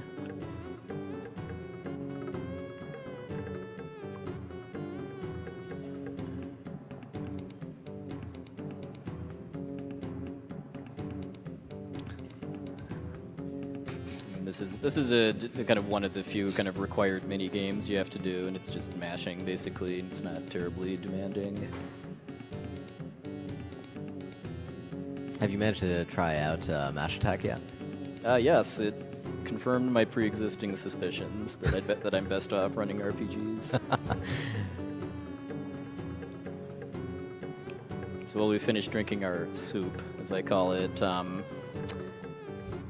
a little bit more before we get to head off to look for the stolen gate key. So take it away, Ice Plug. All right. I have $500 from Scurvy Dog. Nice.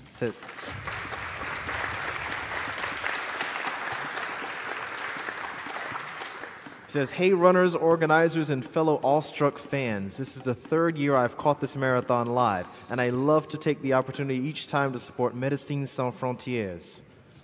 These people are working in the most dangerous locations on the planet in order to help those who need it most. I only wish I had more to give, but I suppose that's where my fellow donors come into the picture. I look forward to seeing us bust the 2 million mark this time around. Best of luck on the rest of the run, Poexel. Thank you. I have $25 from Rizu-kun. Hi, Yo. everyone. Hey, Rizu. It's your friendly neighborhood Rizu-kun. I wish I could be there this year, but the real world can be unforgiving in its demands. Poexel, good luck on the run. And Beak and Vuligen, always great to see you on the couch. I miss you all tremendously. From Connecticut with love. Love! And tacos. Rizu. Thanks, Rizu. Thank you. So we did the fade out glitch there to skip the keynote cutscene, and then all of the battle triggers along the direct route through the forest maze are avoidable. So if I actually get any fights here, it's on me. Yeah, again, it's just kind of studying up real quick either on someone's movement or on the map with all the encounter triggers, and just making sure you know the movement and walk around them, and it's all good. And then we're going to hop down this hole real quick and then get into a couple fights and see what's going on. Yeah, we'll know right away if that issue with the Reptites actually messed up my manip for Nizbel or not.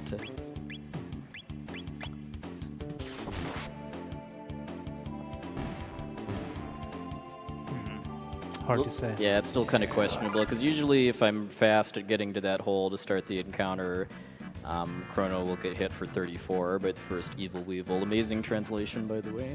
Has nothing whatsoever to do with that monster's name in the Japanese version.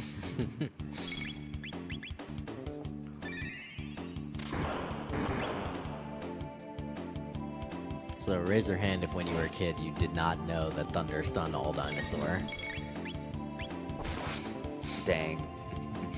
Okay, this is starting to look good now. This is kind of it's pretty much looking exactly like my practice run now as far as the damage numbers I got in the Megasaur.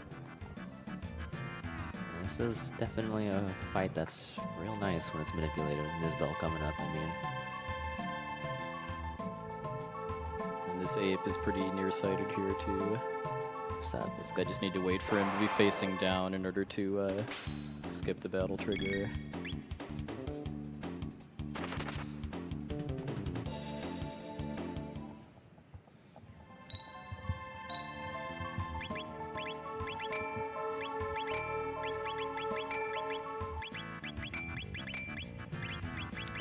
Be seeing the first, but not the last Berserk. Isla, or what's her name now? Ob? Berserk Ob? Yeah, whatever. If you're familiar with her casually, you know she's pretty dang strong. Yeah, and especially now, just given, because there's no party level averaging or anything in Chrono Trigger. When new characters join you, it's at a fixed level. I think Ayla's like 15 or so at this point. Yeah. Almost So she triple is, you. yeah, so she is really, really strong compared to Chrono and Luca. All right, so what's cool about manipulation, one of the biggest things that comes from that, besides what's already been talking about, is moving through the crit table. And certain actions will advance the RNG string. I think physicals are 1 and magic attacks are 2.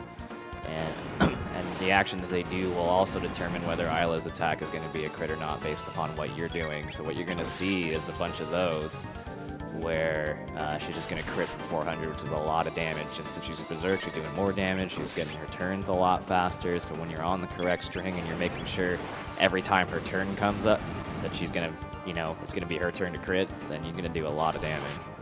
Otherwise, you're kind of just sitting and hoping, but you don't have to hope because you can just make it happen. It's pretty nice. And of course, thanks to the equipment or unequipment glitch, that lightning release is just not at all threatening. Yeah. Yeah, it did a bit of extra damage to Ayla just because she only had her armor unequipped, not her helmet, but it's still chip damage for me. Yeah, you can tell you were on RNG. The 5 crits string is the longest string that you can possibly get.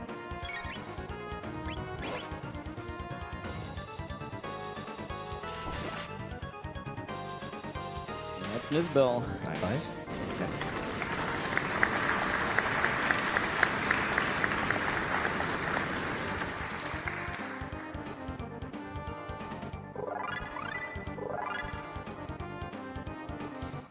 I'm loving these names.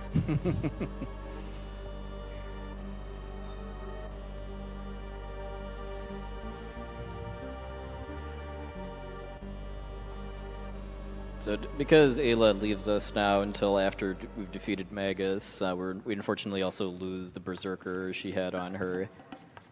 But fortunately we can get another one relatively soon. Oops, I was a little too far off. I was going to actually trying to skip that text right there just by kind of bonking into the corner of the door and then squeezing around to go out. Yeah. Save like 2 seconds or so. Oh, you lost so many seconds there. It's important here too that I start this encounter from above because then the Killwallas join and I can get rid of them.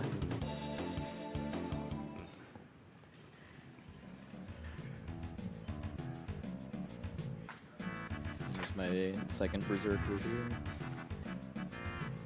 I also unequipped Ayla's ruby vest too, not really specifically because of the Nizbel fight, but so that I can use it in Magus's castle and beyond. It's worth noting too that although Ayla has left the team, she is still getting the experience that all the other out-of-party members are gaining, which is 75% of all experience. So that's really handy. Compared to other RPGs that even do that type of thing, that's pretty generous. Right, absolutely.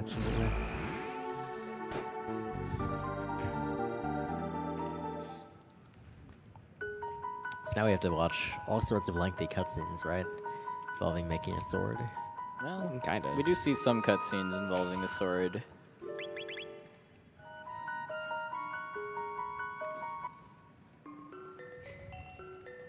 Along with a fan favorite here, Corridors of Time.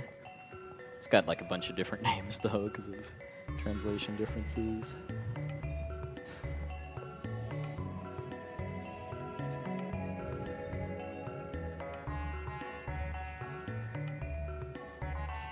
walking into Melchior when he's stopped too does speed up the cutscene a little bit too, along with expressing my impatience. All right, bring me the Dreamstone. Okay, thanks. Yeah, the ways I was able to also kind of short circuit that a bit too by doing a party formation swap after I had already kind of touched the staircase there too by swapping Robo for Marley. Kind of ended up that the game was just kind of confused as far as who was supposed to help Melchior forge the Masamune, and nobody did as a result. There's some other fun glitches you can do with that too, like you can glitch out Melchior's text too, where he like says, "Sorry, Melchior is not home right now."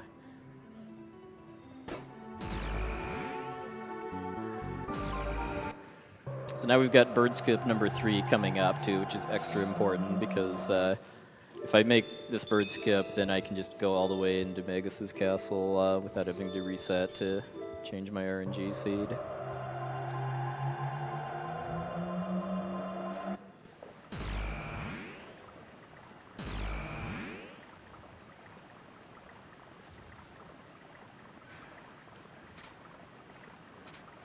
Nice. Nice. Is every time. 3 for 3. All right, now we've got 2 more shots at a new sighting too.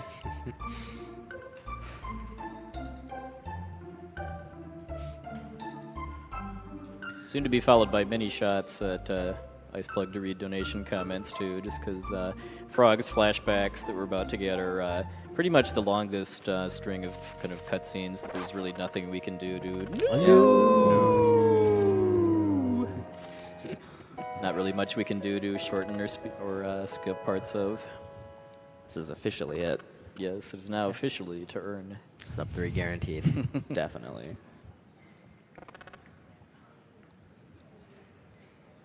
All right, so go ahead, Iceplug. All right, I have many $150 donations.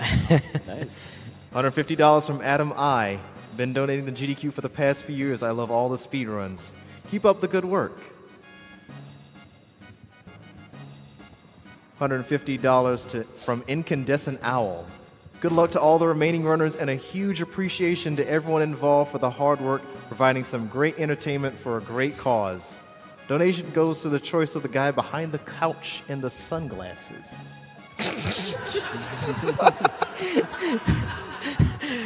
I can tell without looking at Stars King. $150 from... Yeah, my guess was it was either Ghost King or somebody put some sunglasses on Julius.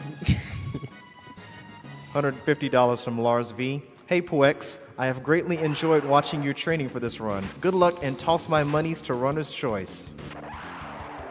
$150 from Sexy Polar Bear. Thanks for the excellent commentary and entertainment, Poexlin crew. What was your favorite Final Fantasy game again? Check the FAQ on my Twitch bio. Keep them coming. We got a ways. $100 from Life188.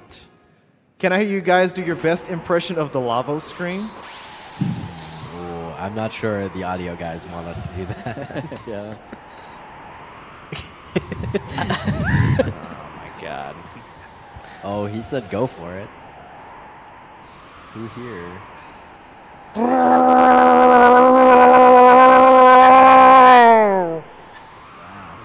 Let's go with that. Yeah. All right. Me likey.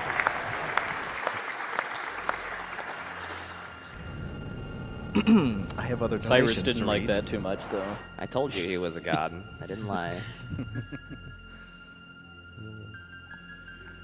Still got time. $50 from DC Enigma 172. Hey, Poexel, glad to hear that you are a believer in the correct pronunciation of Marley's name. Love the game and hope the run goes great.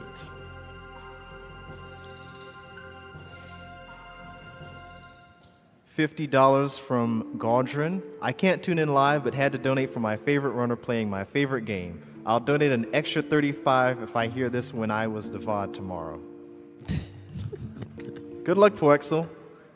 Like Glenn, you are a marshmallow. Dang. Can't really argue. $50 from Tedic. As an avid Mystery Science Theater 3000 fan, I would be remiss if I didn't push for Ayla to be named Ega.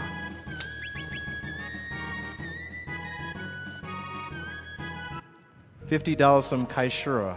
Hi, Yo. president of the official Poexel fan club here. Did I hear jerk? I heard that Poexel is the meanest American that people have met. He plays games that we all love with amazing menuing speed and astounding commentary? Definitely a jerk. Here's $50 towards Poexel's choice. Good luck. May the new bless new. Thanks, Anna. This was blessed by the new. You. Oh, hey, look, more cutscenes. Keep on going. $50 from Balthazar228. Chrono Trigger is confirmed best Final Fantasy. Good luck, Poexel. My favorite game of all time. Money towards Ega. So many donations toward Ega. Still beat out by OBB. You gotta be down with OBB. Here's the line. $50 from Oyster. Exciting to see any percent done for the first time at a GDQ with my homies Red Slash and SNES Warrior on the couch. Greetings from the front row. Thank you, Oyster. I'd like to take a minute to remind you of our upcoming donation incentives. Kingdom Hearts 2 Final Mix, Level 1 Sephiroth fight, only about $500 away from getting met. This just needs a little bit of a push, and it'll be there. And again, if you donate $150 during the course of this marathon, you can be put into the drawing to win the GDQ Custom Corsair PC. Only $150 to be put into the drawing. You'll also, if you donate during this run, you'll be put in for a chance to win one of many delightful Chrono Trigger based prizes.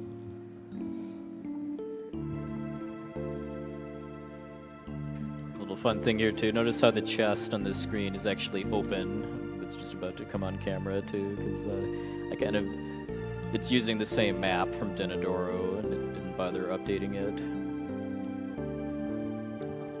I have $5 from Fierce Deku that says new. $50 from Nani that says I love you. I love you too. One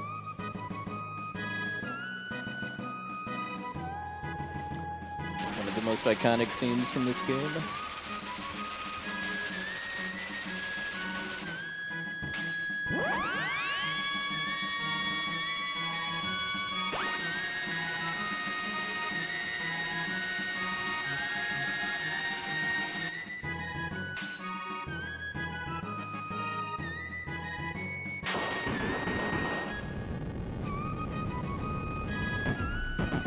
I really want a sword that can cut open a mountain. Certainly make getting around a lot easier. All right, Back to gameplay. So this will be my kind of last cue that my RNG is set correctly for the start of Magus's Castle. If I get hit for 19 here, Nice. So we're going to do kind of a magic trick here to make these enemies disappear, and Frog will be pretty impressed by that.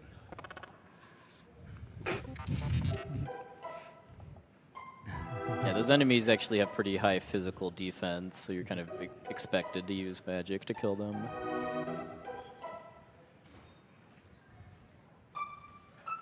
All right, let's do this. All right. So obviously we'll need to defeat all 100 beasts in Magus's lair. Using magic.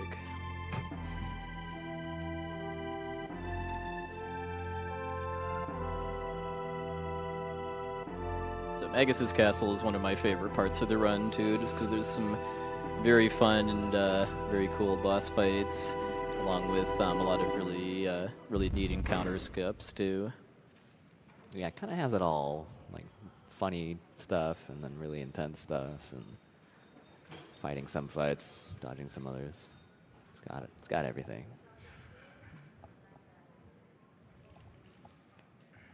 Check out that bat. Yeah. It's my boy. attempting to join the ranks of the Big Bats. This beginning part obviously is a tiny bit tedious. You just have to go to each side of the castle for no specific reason. Yeah.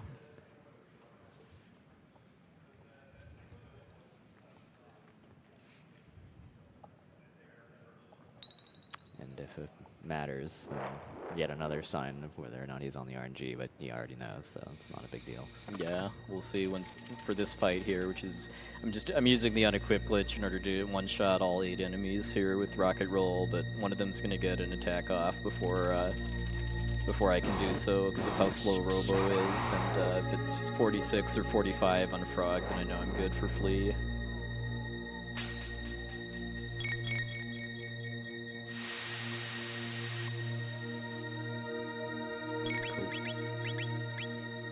Just use this as an opportunity to set Frog's cursor on Tac 2 for later. As we never really totally mentioned Memory Cursor, but he is making pretty extensive use of it throughout the run. He'll make sure you have to actually confirm an action with a given character for it to remember that that's where your cursor should be.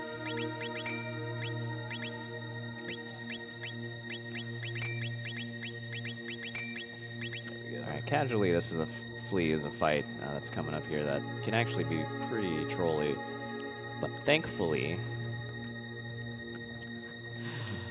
we got a nice trick coming up, and he knows that trick's going to be workable because the RNG is going exactly the way he wants it to. We're talking about actual Flea, not Flea question mark, of course. Yeah. You want to kill Flea question mark with Frog because he doesn't need the MP anyway. He's got the Berserker on. Yeah, this is what I like to call Poison Dart Frog mode. Yeah. So there's a certain trick that's going to happen here. I want to see how long it takes people to recognize what's going on here.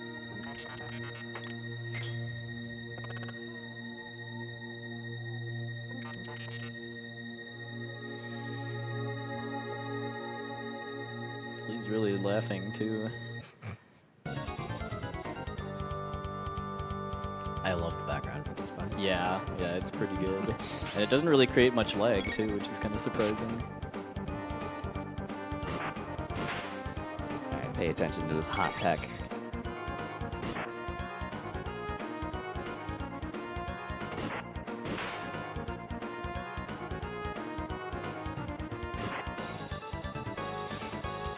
You're doing a really good job, Wexler. It's pretty precise Yeah. in what's going on here. It's frame perfect so far.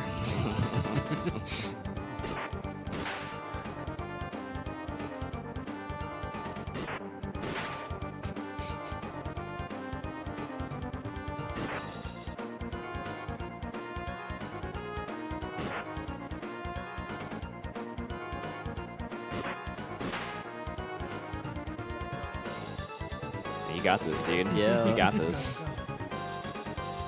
So Flea's spells are typically really bad, but I'm sure Red Slash will elaborate.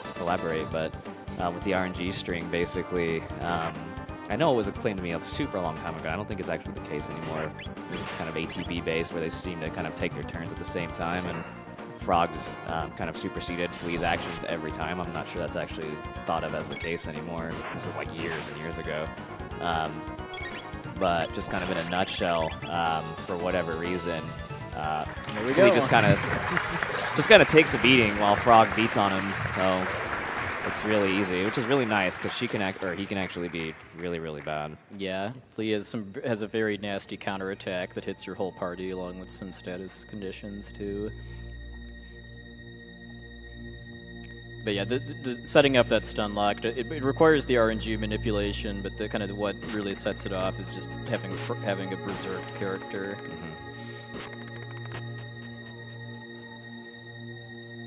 I don't think we actually ever explained X button attacking too. We should probably do that. Right. I think we have, 'cause it's yeah. very important for the slash fight. Oh, sure. Yeah, if your battle cursor is set to memory in your menu, then you have the option to hold your menu button, X by default, in order to attack instantly on the first possible frame. So that's what he's right there, there. yeah. In this fight, too, I did have to have Chrono specifically attack the lower leftmost skeleton in order to kill it before it would get an attack. Okay, so Slash is definitely a fight Bullux will have to focus on, especially the second phase. Again, because there's RNG manipulation, it might feel very easy to just kind of I attack here, I use this here, I use this here, but there are some pretty small windows by which he has to input certain things, or else everything goes crazy. Yeah, queuing at mid-tonic with Robo at the end of the Flea fight was just kind of part of setting up for this, too, just to make it a bit easier at one kind of very crucial juncture. There are two phases of Slash, one where he goes hand-to-hand, one where he picks up his sword. For whatever reason combined, he has more HP than his boss, but it is what it is. A lot of what's going to be happening here is fairly simple. He's just going to keep beating on him, but it gets a little bit more complex a little bit later. Yeah, because Slash has very high magic defense, so the fastest way to beat him is just to just pretty much go ham with physical attacks, especially with Frog having the Berserker. And he's not so bad right now, even if he weren't on manipulation. Once he picks up a sword, and especially when he's kind of getting close to dead and he starts countering a lot of what you do, he puts out a lot of damage. That's something to be careful about. Even when you're manipulating, you still have to be ready for some of the things that he'll do.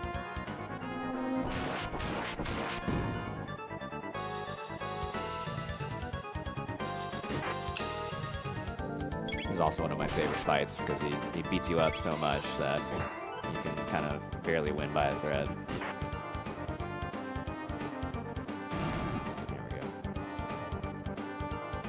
Phase 1 down, nice and easy.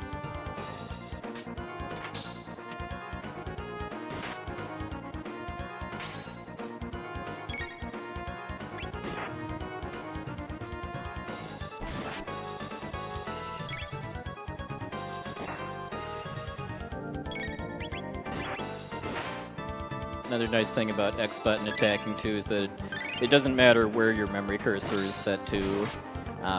It can be on either attack or item, and holding X will still just cause you to queue a physical attack on the first frame you can.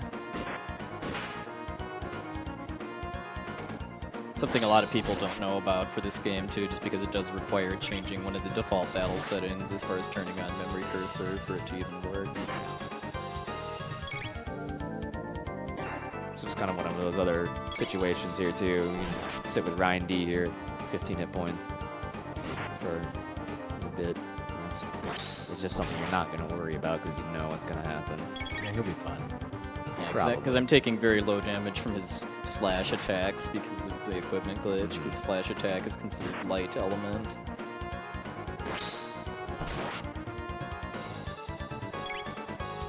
We're starting to come up on one of the kind of most critical parts of the fight. Yeah, he's going to start pumping out the damage here. And he'll take some turns, actions pretty quick, and a heal has to go off. You kind of saw him like moving right towards Frog and Chrono there, and we had to make sure that happened before he got slashed there.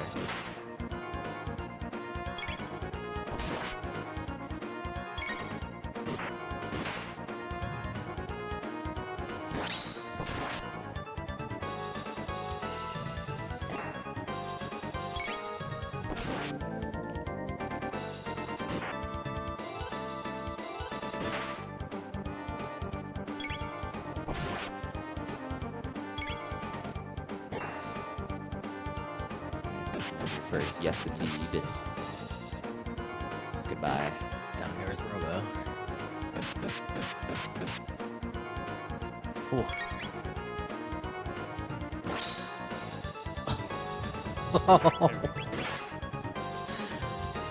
So there you go. Yeah, Good we go. fight.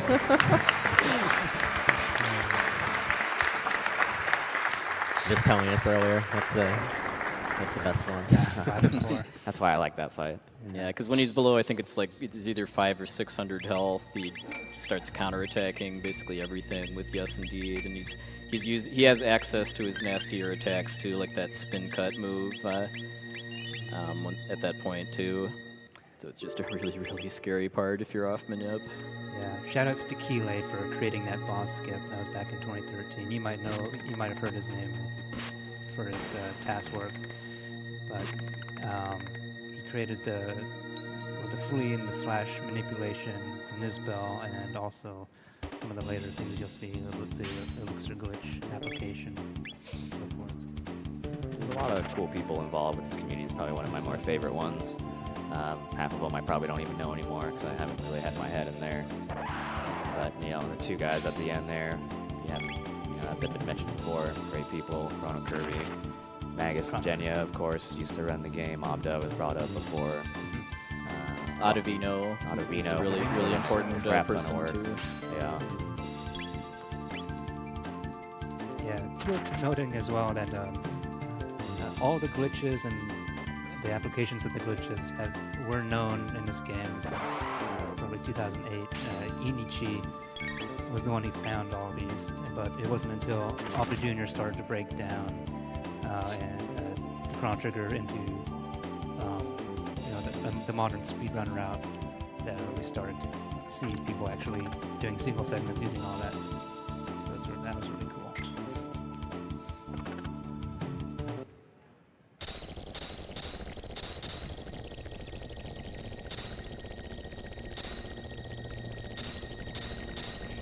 I just love this entire section of Magus' tower. Yeah, the guillotines only really hurt you when those sparks are visible.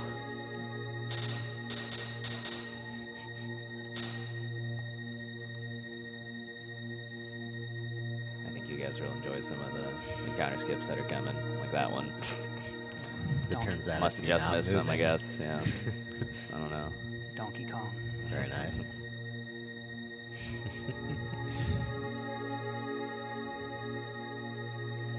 A little bit of precise movement here. Yeah. But using the floor tile patterns, he's able to figure out where exactly to go to dodge those holes that will open up in the floor. Just kind of remembering where everything is. Second verse, same as the first. Let's check out my boy here. What's he gonna do? He's gonna get you, dude. He's gonna get you. Oh, but he's gonna go around them. Never mind. Oh, well, see ya. What a guy. And for rounding the corners to dodge those outlaw enemies too, I was also kind of buffering my movement in order to hit the first pixel that I could.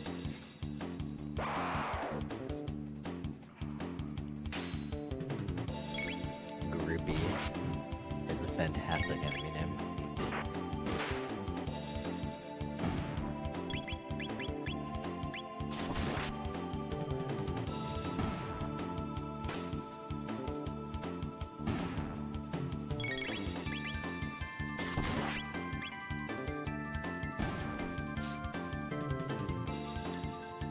Question's been burning in my mind. Has anyone else tried to count all 100 of the enemies in Magus' castle?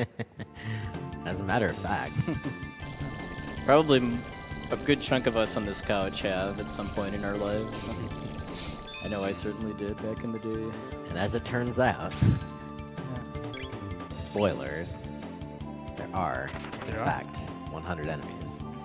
Unique Obviously not enemies. counting like respawns that you do. Right.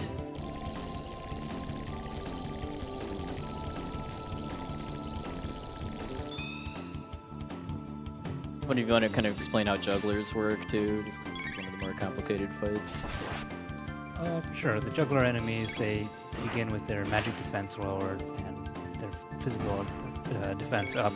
But when you attack them with magic, then they'll swap that so that they have their physical defense lowered. So they're kind of juggling their resistance.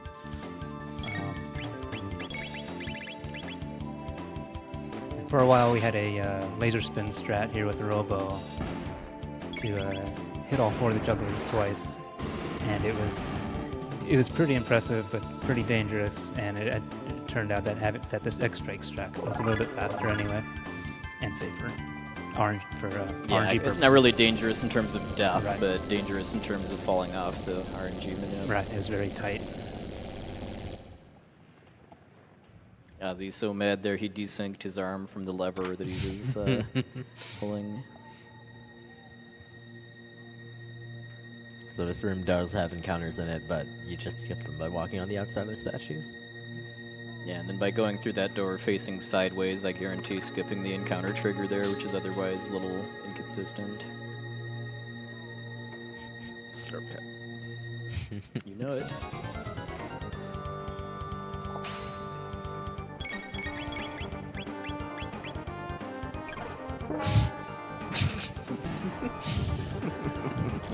Perfect. Easy. Ozzy speaks for all of us right now.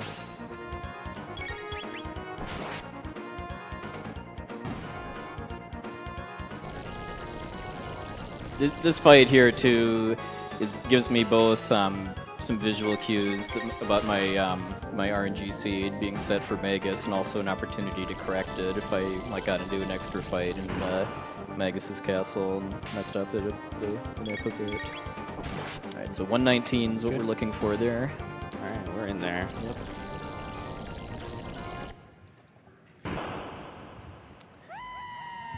Bye, Ozzy.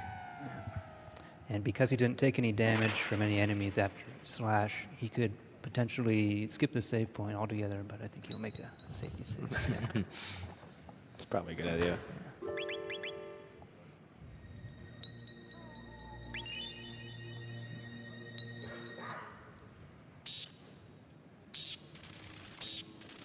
All right. Well, I said that Frog cutting the mountain is one of the most iconic kind of moments in this game, but coming into one that a lot of people think, myself included, think is a little bit better.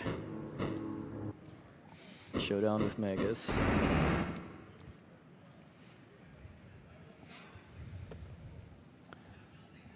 Want to talk about fight strats? Sure. So, pretty simple on paper. If you remember casually, you know you hit Magus with a physical, and he will change his magic barrier to a certain element. And so you probably tried to bring a party that was balanced, so you tried to have as much of the elements as possible. But again, because of RNG scripting, that's just not really an issue anymore. So you bring this team. Frog's job, one and only job for the most part, is just to keep bashing him with the Mazamoon to lower his defense. And because of manipulation, the only elements you will see throughout the entire fight for when it matters is lightning and shadow, which happens to be the two things that Wexel has available to him. So it's really simple. You're going to just hit him right here, and 30 damage doesn't mean much, but it will have him kind of proc his barrier change. And Robo's element for his attacks is shadow, his techniques rather. So you got that covered. And when he does change it again, it will be to lightning. And again, we have that too. So it's nice and simple. You will not see any water or fire, and not seeing fire is especially really good because it's the only element that he's not resistant to. And so because of RNG manipulation, this fight becomes really, really simple, despite the fact that he can be very dangerous and has a lot of health, but it's not really a big deal anymore. 6,666 health. That's correct. So you're kind of seeing a lot of things stacked to the speedrunner's advantage, to where most of Magus's actions are going to be magical, which you're resistant to. And you have to be hurting him with magic, which he got a boost from. And again, Wexel knows exactly which spells are going to come up, so he's ready for them. We got lightning queued up, or going to be queued up for a gajillion damage. And the fight goes by rather smoothly here for phase one. You see that he waited for the geyser there. That's a really important aspect of the timing of his strats in this fight and the manipulation.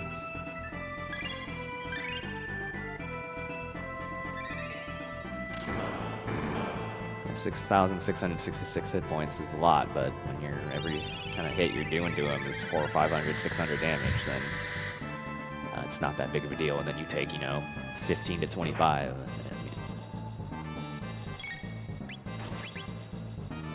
Unless he does that, of course.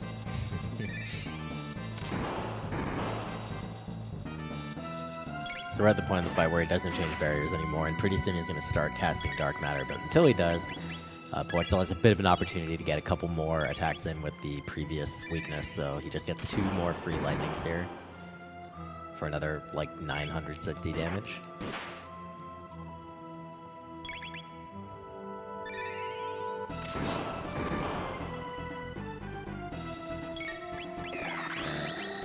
So in phase 2, on the kind of casual setting, he gets rid of his barriers, and you have X amount of time to try to kill him before he uses Dark Matter on you, which is a very, very powerful spell for this point in the game. And we will not be able to kill him before he does it. But again, because of the unequipped glitch giving him high resistances, it's not really a threat at all. So it's more about just...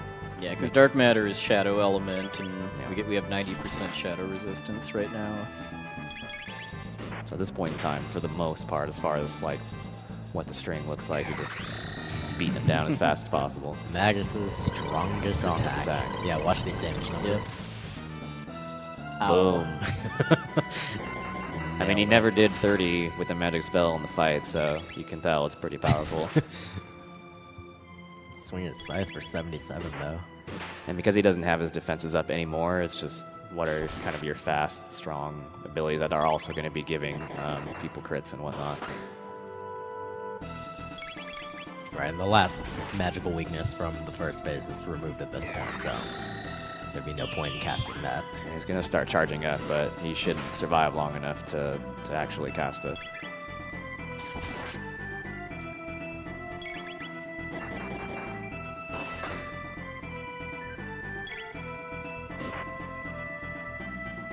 There we go. There we go. Nice. I see you checking that clock. Yeah. 156. I was just looking at that too. That's a very good Magus time. Yeah, especially given the issues with the Mazimune fight. That probably cost me like a minute-ish, I'd say, in total. Right. My current PB for this category has a high 152 for my Magus time, but keep in mind that's not without renaming characters and Safety saving. safety saving and stuff. Blah, blah, blah. Yeah. For those of us drinking coffee during this run, this is about a 1-minute coffee break. Magus Cup. I see your Magus Cup, and I raise you a deer cup. Excellent. So yeah, we got a rare cutscene where I don't actually have to mash, where the game just auto advances the text. I just realized what this dialogue box is. Oh yes. Oh my goodness. So while the game is making us all very, very hungry, let's have some donations. Ice Plug. Tacos. All right, I have $500 from Chris V.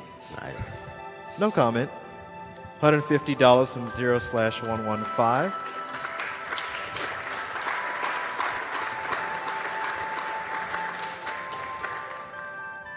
$150 from 0/115. Also no comment. $150 from Dustin Brown. Chrono Trigger is the game that got me truly into JRPGs. Love seeing it speed ran.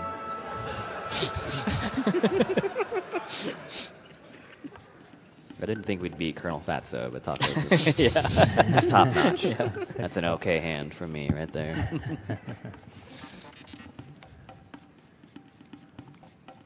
Probably. No, sorry. $150 from Taka. Purely coincidental. I'm so happy to donate during Puexo's run. His beautiful voice lulls me to sleep every Sunday night during his stream, and I have sweet dreams of news. Ooh. $150 from That's Triflin'. Thank you for sparing all those birds, Puexel. If only all of your fellow speedrunners had such a humane attitude. This goes towards saving the animals. Tacos rest. Okay. All right. So now we're starting the Tyranno layer segment of the story. We're kind of finishing our business in the prehistoric era. So we've got a cutscene trigger here that's actually just one text box, so it's faster to just run up and get it, and then go back and then start fade outing, if that's a word, to skip the real cutscene here with Ayla and the Laruba Elder. And it's a substantial cutscene. Like, if you feel like this is ridiculous what he's doing, I promise you it's much faster than the alternative.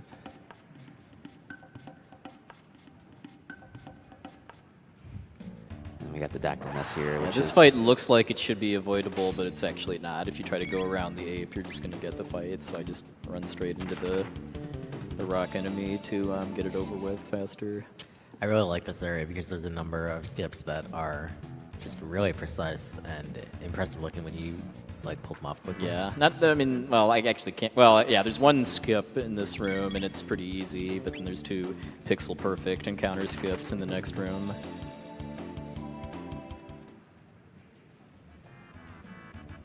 So hopefully I get them both. Yeah, you got this.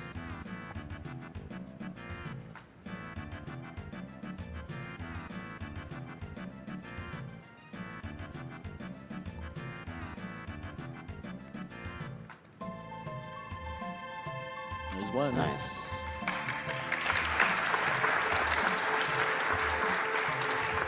One more coming up in a little bit.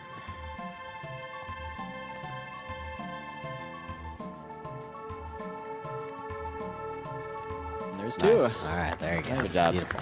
I told you got this. Yeah. Easy. Easy every time.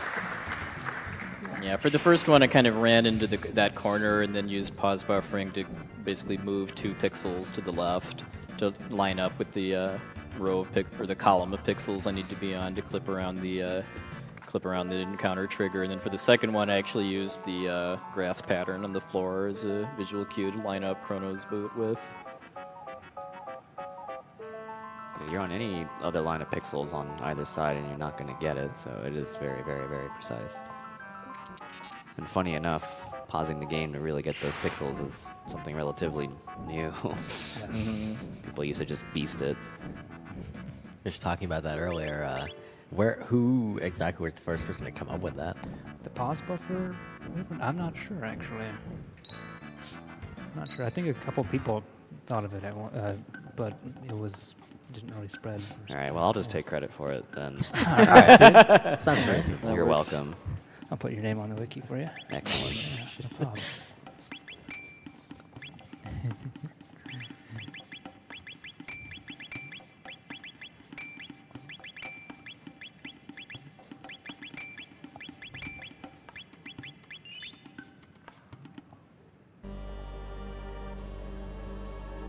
There's a Chrono Trigger wiki, by the way. Yeah, throwing that out there. Yeah, we can definitely toss out the link at the end of the run too. Just right on. Anybody's interested in learning to speedrun this game? Lots and lots and lots of community support. You got the wiki, there's leaderboards there too. There's all kinds of guides, routes, notes, maps, like all kinds of stuff to get you started. There's a whole Discord with all the different games on there. And I know it gets said in like every game that's run here, but there's a lot of resources out there for anybody interested in picking it up. I definitely encourage you to do so. We know that didn't used to be the case for like most speedrun games. I think like, that's probably still the case, honestly. And just Chrono Trigger is just not one of them. It's got a lot on there, a lot. But yeah. Also, in the world of Chrono Trigger, making a kind of a competent prison is not really something that you can take for granted. Since like in Guardia prison, we had the Chancellor go to the trouble of framing Chrono for kidnapping the princess, but then kind of not take away his weapons when he threw him in jail. And now here we've got a prison where the jailers run away from you instead of the other way around. And then like here we've got a cage that can be opened from the inside. Of course. Just like that. With the good idea to jump in there to open it from the inside. Yeah, instead of pressing that huge switch button right before there. the torch there. Yeah. But once I rescue Kino, all of the remaining encounter triggers in the Tyranno layer are unrunnable fights, so I really don't want to get into extra encounters.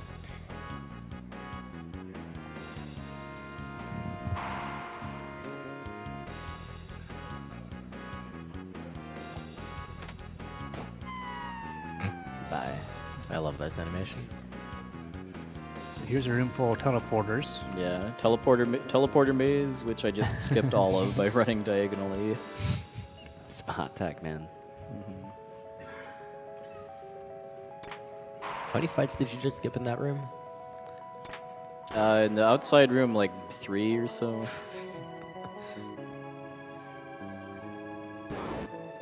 Oh, I didn't think I set my tech cursor. Yeah, I usually like to set Chrono's cursor onto Cyclone during one of the fights I run away from, either in the Dactyl's Nest or the basement of the Tyranno lair, just so I can mash here. Glad I remembered, though, because if I'd have just used Slash, that would have been a problem. Keeping track of that sort of thing over the course of an entire run can be obviously very difficult, just remembering each individual character's menu and where it was. Yeah, so this boss. Oh, That's nice. So this boss in this build too, it's much tougher than the original. You use lightning to take his defense down, but each time you attack him, he raises his defense. So basically, every other turn you are having to use lightning on him. So it's a very long and just brutal fight. Or we could just. Or you just skip it off. yeah. Okay. You can do that Whatever. too. These are not accidents either. You actually do want these encounters for hot 36 text points. Yeah, because it is technically possible to get through that door without getting this encounter, but it's pretty inconsistent. And we need some tech points to finish learning Spin Cut on Chrono, which gives us the Ice Sword combo that we need for the Black Tyranno fight. Just a small grind there. One minor note regarding the memory cursor, that he just learned some techs, and for when characters learn new techs, it actually resets their memory cursor, which can be an annoyance, but mostly it's just something that you have to keep track of and be aware of.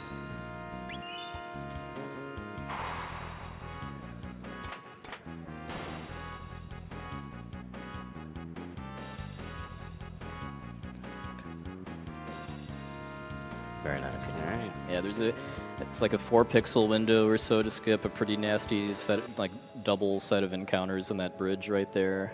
I use one of the dark colored bricks on the floor as a cue to line up with. That was a really powerful sounding roar through these headphones too.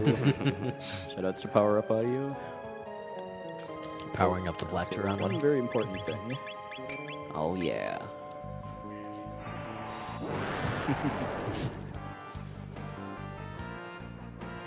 Alright, now we got Black Tyranno. Yeah, if you thought 6,666 HP was a lot, well, Yeah, I think Black Tyranno has 10,500. Dang, I was gonna go with like 4 to 5, like bajillion, but I guess that's a little bit more specific.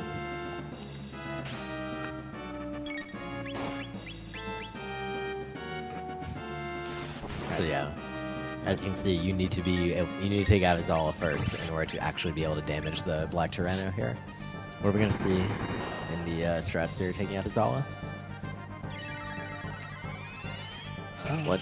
Are you talking to me? Yeah, what are we gonna see? You're now? seeing it right now.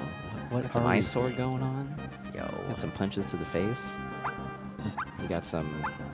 Some levitation dancing. And Tyranno will hang out. He'll do some stuff, but he's not really active until Azala goes away.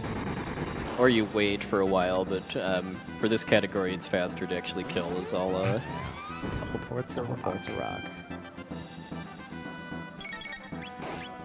Yeah, so when you kind of see some of that, like, I mean, I hesitate to call it grinding, but there are some battles you do want to take. You know, sometimes they work out for RNG purposes, sure, but you do want to make sure you pick up some new techs because you want some of the strongest attacks possible. Right now, that's Ice Sword. Later on, that's going to be Falcon Hit.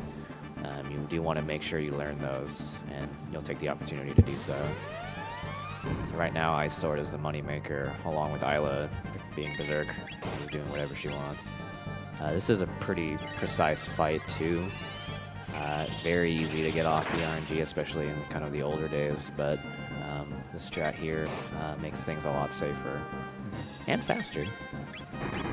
Kind of a happy find, both safer and faster. Rarely do you see those two things come together.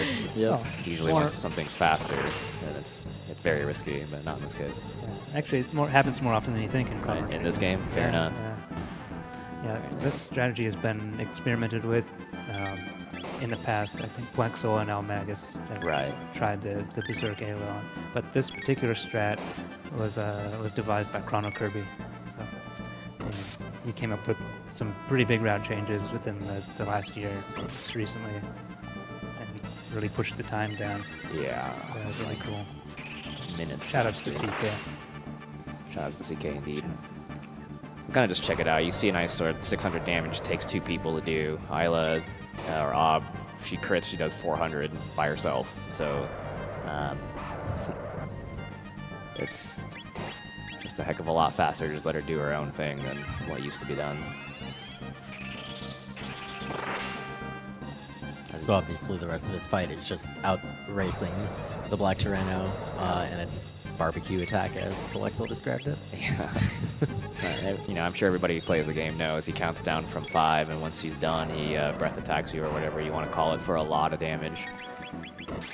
And then he'll kind of start it over, pretty much. So Puexo will take that attack once, and then he should be able to kill him before it happens again. And again, the margin here is pretty tight. It'll be, at the end, it'll be very close to getting obliterated by barbecue again. Yeah. That's the tightest input in the fight, too, just because I'm just trying to squeeze in this last Ice Sword before that.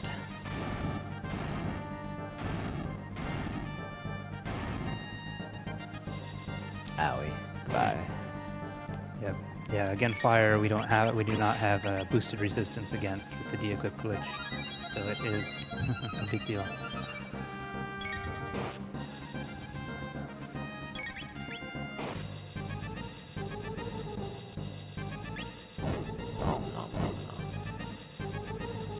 And you're able to withstand that with Ruby Vest and then Berserker in general, or does Berserker help with only physical?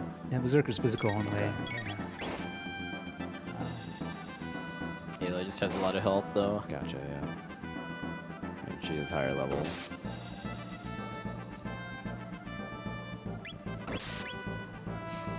Just going in on him. That's what she does.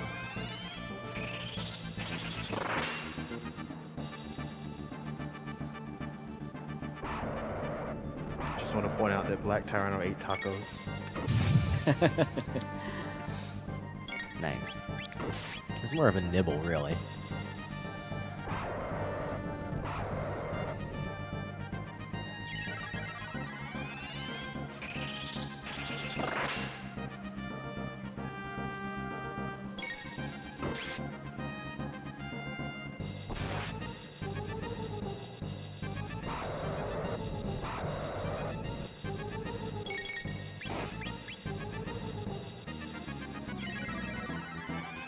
Just a quick note that because of how fast Chrono is, he's able to get 1 extra attack in while waiting for Love's ATB to refresh fully.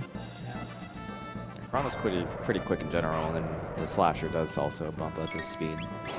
Right down to the wire here. Yeah. If I get barbecued again, what you think happened will happen, but we got him. Got him. Oh, goodness. I just love the way the game teases you there. Yeah.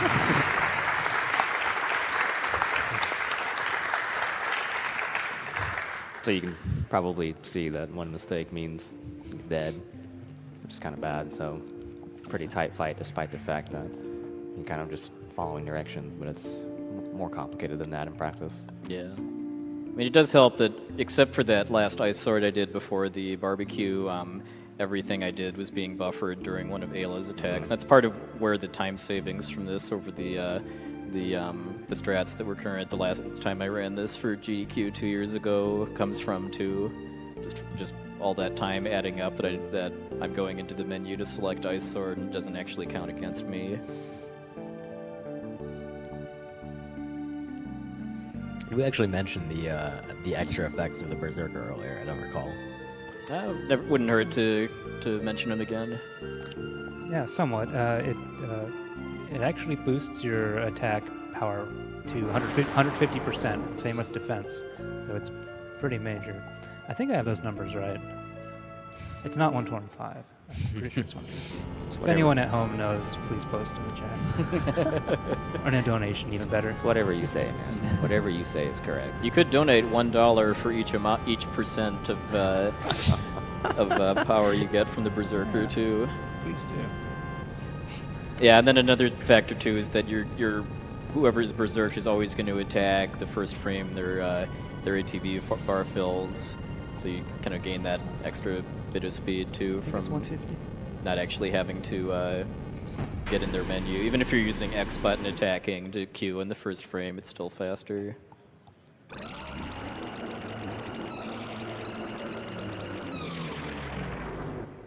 That does sound pretty much identical to that noise Iceplug made earlier. Yeah. It's uncanny. Yeah. Agreed. All right, so as soon as I gain control, I'm going to immediately get the Berserker off of Ayla to set up the next battle I'm going to be fighting. But while we do that and listen to some very, very good sitar music in Zeal Kingdom, let's have some more donations. Oh, yeah. We have $1,000 from Discord 166. Oh, nice. Nice.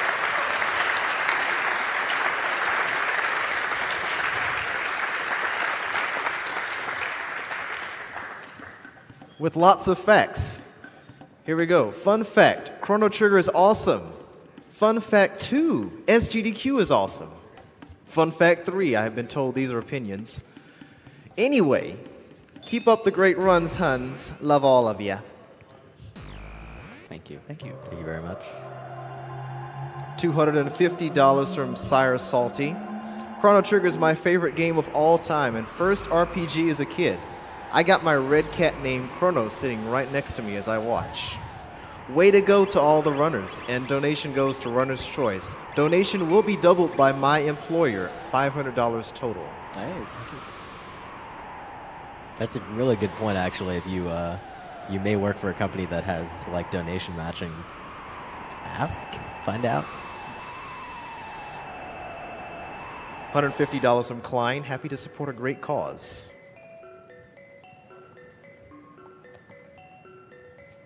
This is a little detour that's not in the normal route that I'm just doing for marathon safety, just to buy a couple extra full tonics. It's basically the best healing item you can buy. It's what I sold my ill-gotten jerky earlier for.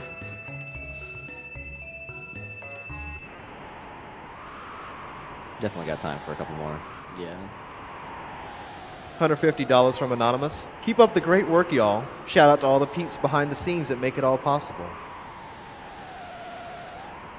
$57.30 from Kilgamayan. Tacos, tacos, tacos, tacos, tacos, tacos, tacos, tacos. I do declare, he likes tacos.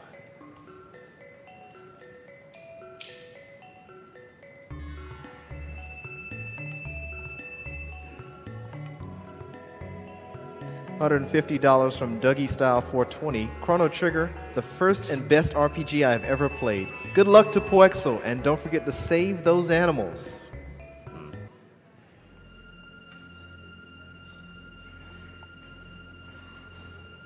So here's something slightly important.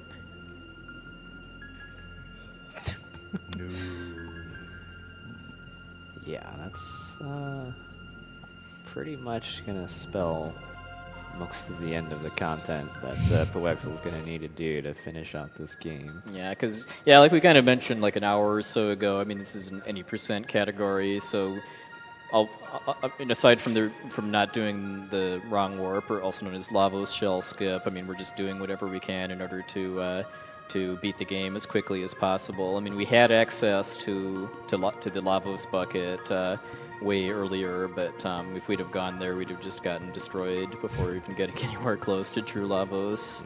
So we're kind of just following the main storyline for just as long as we need to in order to be able to gain access to the resources and tools that we need in order to be able to actually put together a strategy for fighting Lavos.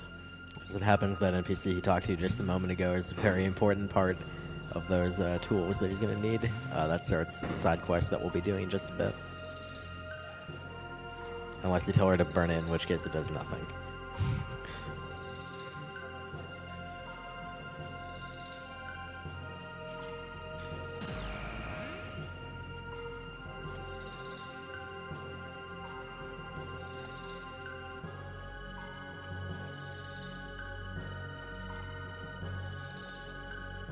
And if this was a true any percent run where I was going to do the Lavos shell skip too, this is also where there'd be some divergence too, because I wouldn't actually need to get the pendant I would just need to talk to Plant Lady as she's 100% officially named, and then be on my way. Right. It's a good name. Oh yeah, I'm kind of going into a boss fight on super low health and magic too. I'm sure it'll be fun. Yeah, well, it'll be all good though. You have RNG manipulation. Yeah. Like, that's It doesn't matter that this guy has like nasty AoE attacks and stuff. It really doesn't.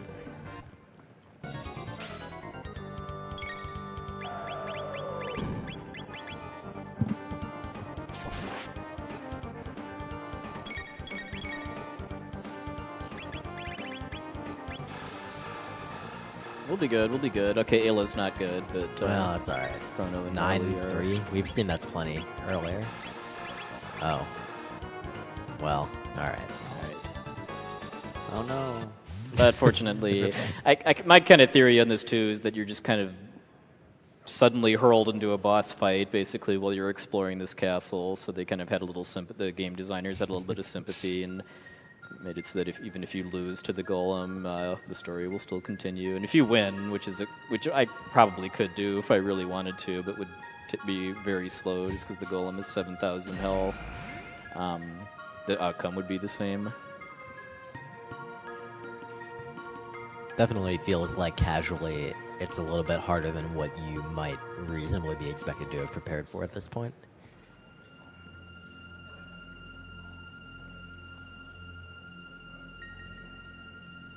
The Prophet. A very cool character who we will never see again. Till the ending, at least. Oh, wait, yeah.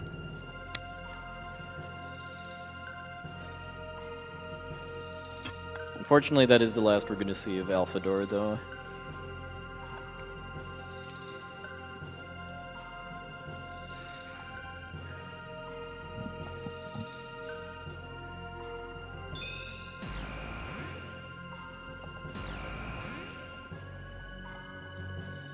Could have some more comments here, too. We get kicked out of the Dark Ages, then have a flashback to a sealed door that we totally saw earlier in the game.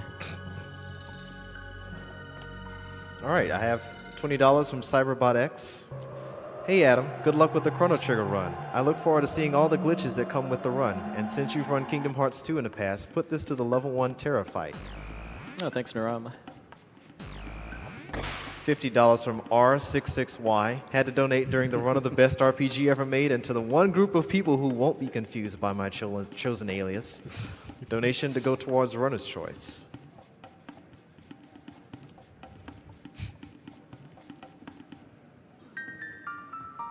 $50 from Vinny Vine Sauce.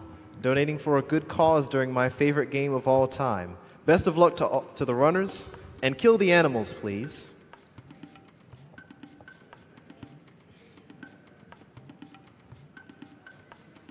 $50 from Nova Odin. No.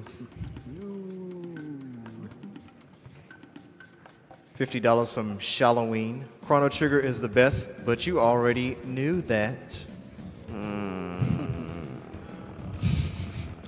Hey, at least it's not Bersentia level. Yeah. There's only one Bersentia, and that is a good thing. Agreed.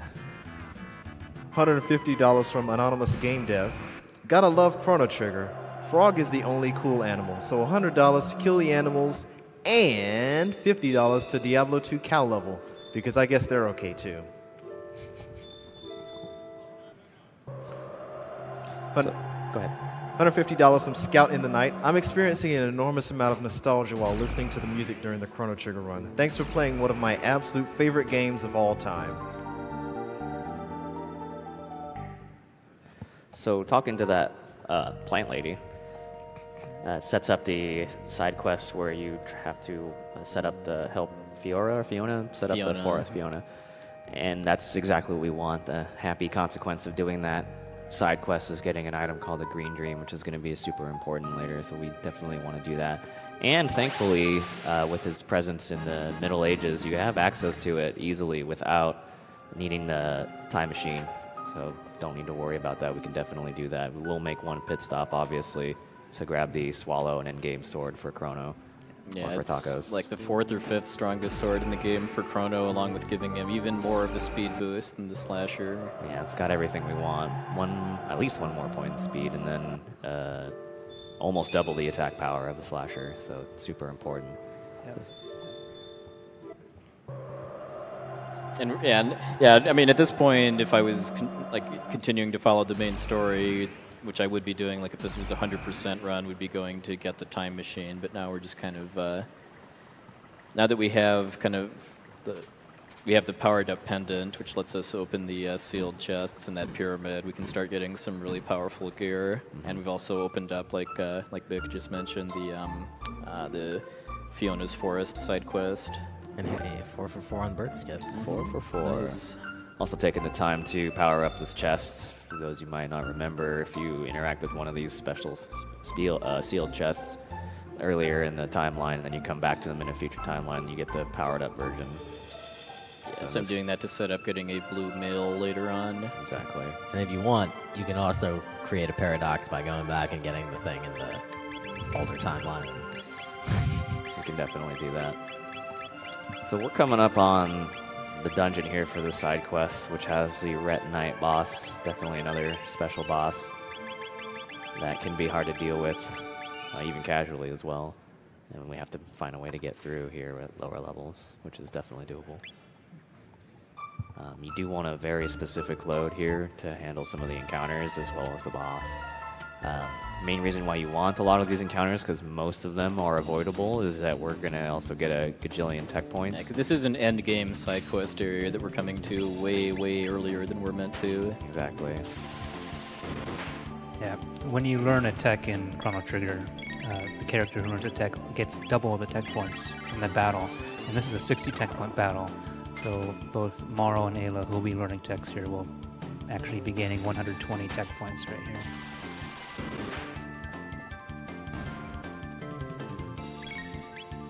Killing that guy before he attacks is pretty tight, too. And the Mohovors have really high evasion, too. Like, I knew that first spin cut was going to hit the top one, but for the other two, I'm using Drill Kick because it can't miss.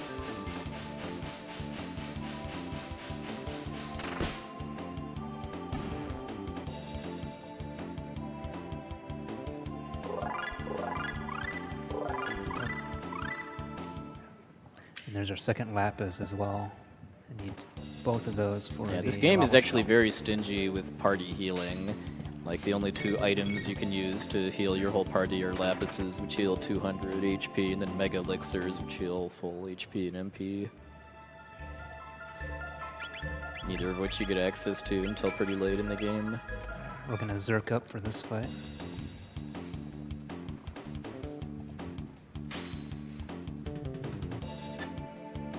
This is a new Autovino strat. This whole desert, essentially.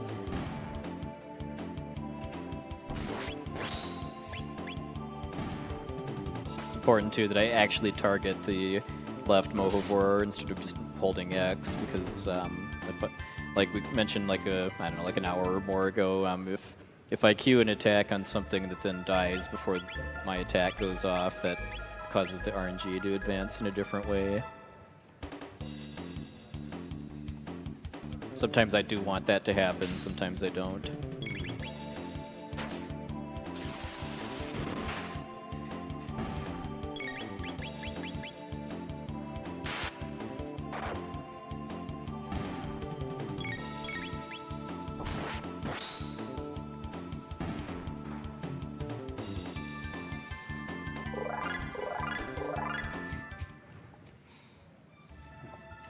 Nice. All right.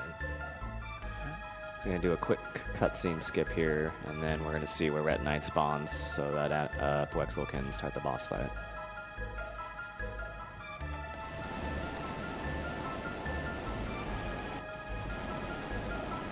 Alright. It's not the worst. Yeah, lower left is what we generally consider the worst spawn location.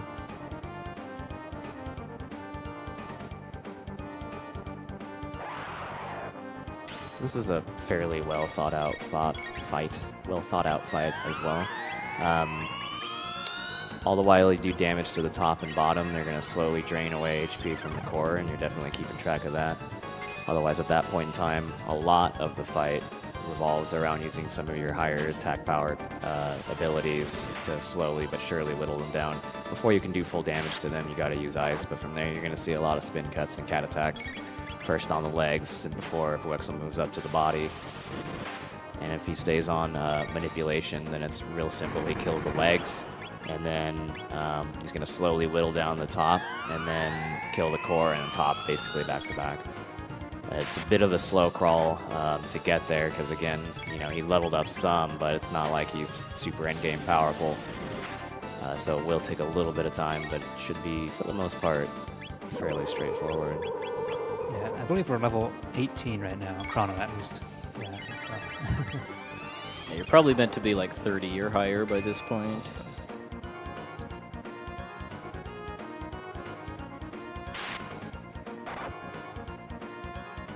Yeah, the head is 5,000 HP and the legs have 4,800, I believe. So this will take a while, but not like ridiculously so. I mean, you're doing just under about a grand damage, so.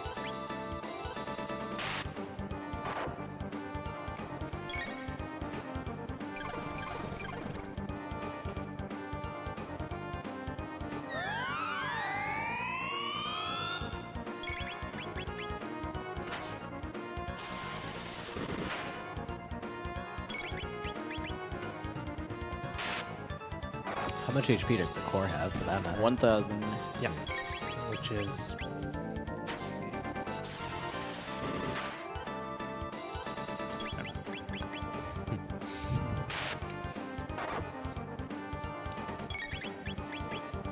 I'm counting my hits here just to make sure I follow the plan right.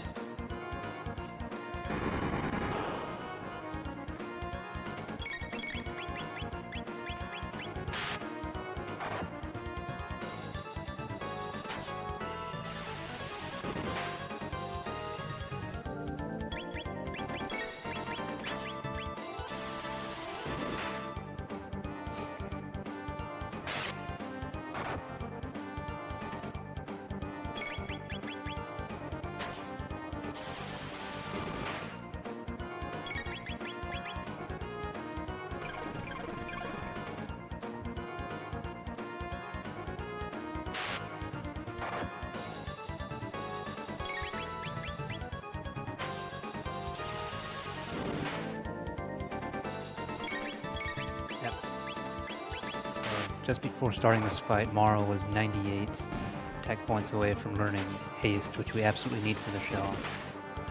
And here we'll get Good job. 100 tech points. 100 tech. Yeah. Nice job.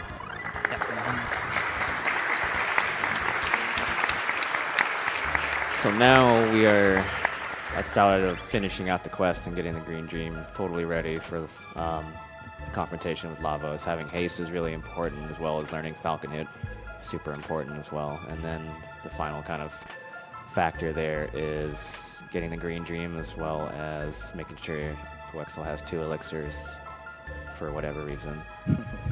There's just a quick double check to make sure he got all those chests in there. Yeah, because this part's just a little kind of inconsistent between runs, depending on where exactly in the room you fight Ret Knight, because he's got 4 different spawn locations. Yeah, so it's hard to build up like a muscle memory for that. Mm-hmm.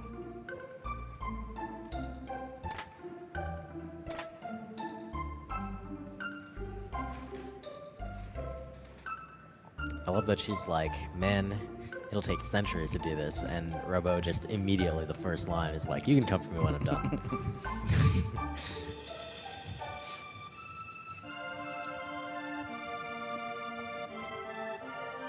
So let's go do that. We probably have time for a handful of comments. Yeah. Oh yeah. I have $1,000 from Fast B. Oh, yo. Nice.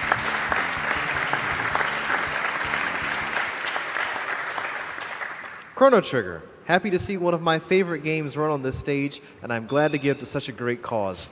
These runners are a great example for us all. Oh, wow. They're... I might have to disown my own brother. $500 from Pin T. Cut off the last name. No comment.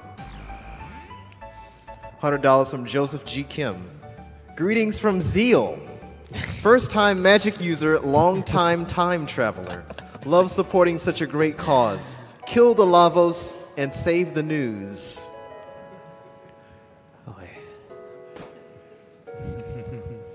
$150 from John Ness. My first introduction to speedrunning was watching a video of Puexel destroying Final Fantasy. I had to donate during his run.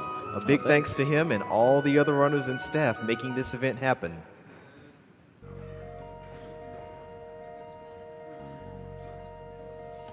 $100 from Andy233. I loved Chrono Trigger and Chrono Cross as a kid. Thanks, Puexel, for showing this game off. Also, did anyone else notice that the origin of Lavos as an alien monster falling from the sky in ancient times is very similar to that of Pennywise in Stephen King's It?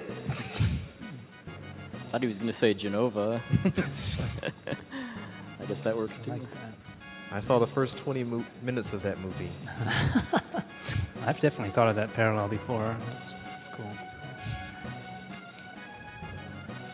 $50 from the Jerry Peace. Never taco give you up. Never gonna let you Arby's. Just real quick, we're getting an elixir here.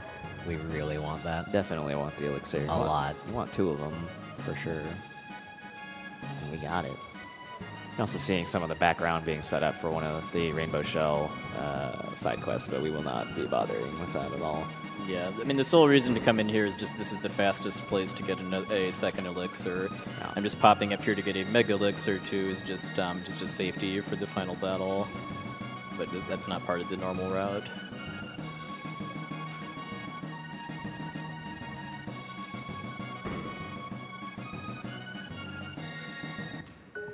Time for more donations. Yep, yeah, we're just going to go get, well, I'm going to go get Roboback and then also do a little bit of shopping. I'm basically going to sell off most of the stuff that I got from the Sunken Desert that I don't actually need in order to finish the run, and then buy 2 sight caps, which it's a very useful helmet because it gives chaos protection, which is the confusion status in this game. That's essential for the final battle. I'd say you're good up until Luca does some time traveling. All right. $150. Heyo, GDQ. Eugene and Maya Lisa here. It's our 15th wedding anniversary. But rather than buy each other gifts or go to a fancy dinner, we'd rather give the money to those who need it more. MSF is an outstanding organization bringing aid and comfort to many all over the world. It's up to all of us to help them continue. Donation goes to Puexel's Choice. His RPG runs are always entertaining, and Chrono Trigger is one of the favorite RPGs. Yeah, thanks, and happy anniversary. $100 from GetCooped244. Had to donate to one of my favorite games of all time with my favorite speedrunner. Thanks for such a great time, guys. Puexel's Choice for the donation.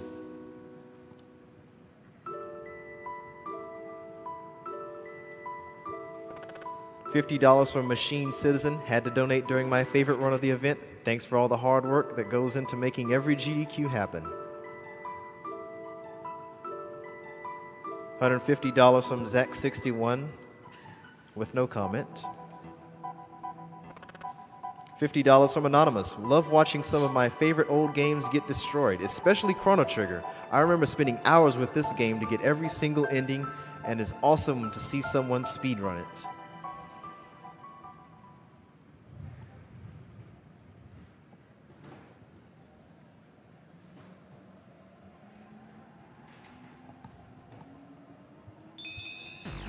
All right, so we're just wrapping up the Fiona's Forest quest here, both to get, well, I guess we don't really need Robo back because we're not going to use him actually for combat in the rest of the run, but we do need to do that in order to get the Green Dream, which is kind of the final reward for the quest. And the Green Dream's an accessory that gives you the re-raise status once per battle, which means that if you die, you automatically get revived once.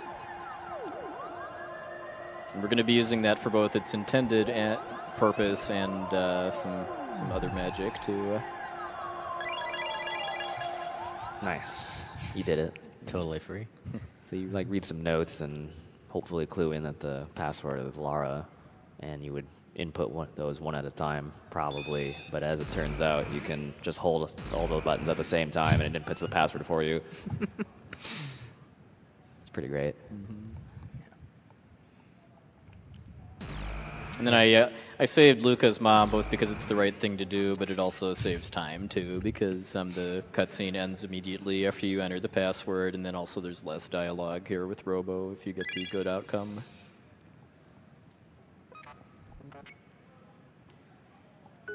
All right. All right. We are good to go.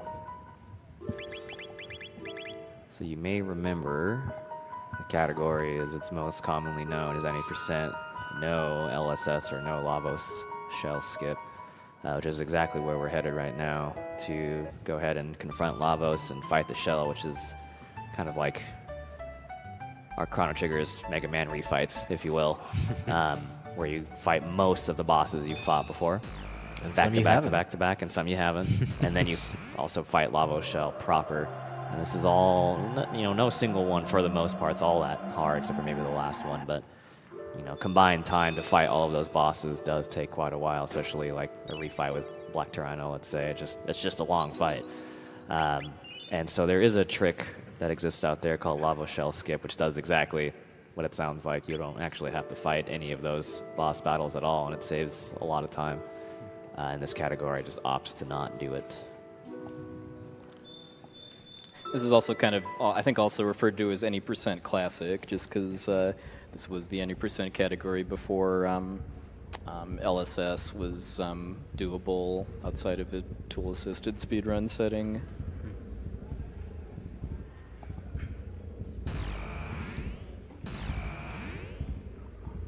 LSS is both a it's a very difficult trick to do, as well as having a little bit of randomness to it.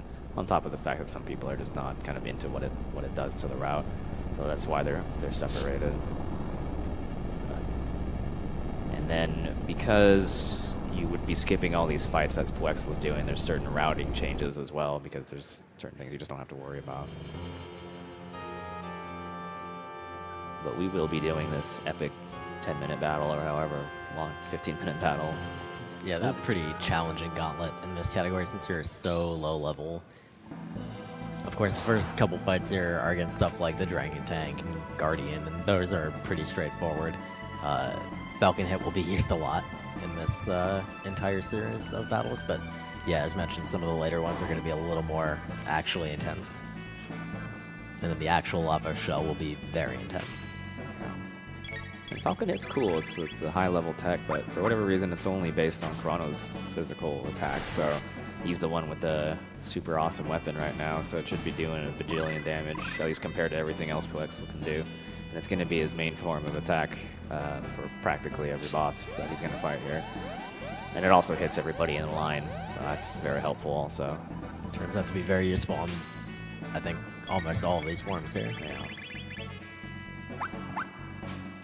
The first handful of bosses are really, really easy because there's they power up from the original boss, but at the end of the day, they're still like super low tier bosses. So like one Falcon hit and one attack will kill them, or maybe two Falcon hits or something like that, and then it's over. Yeah, it gets more interesting when we get to the Magus phase.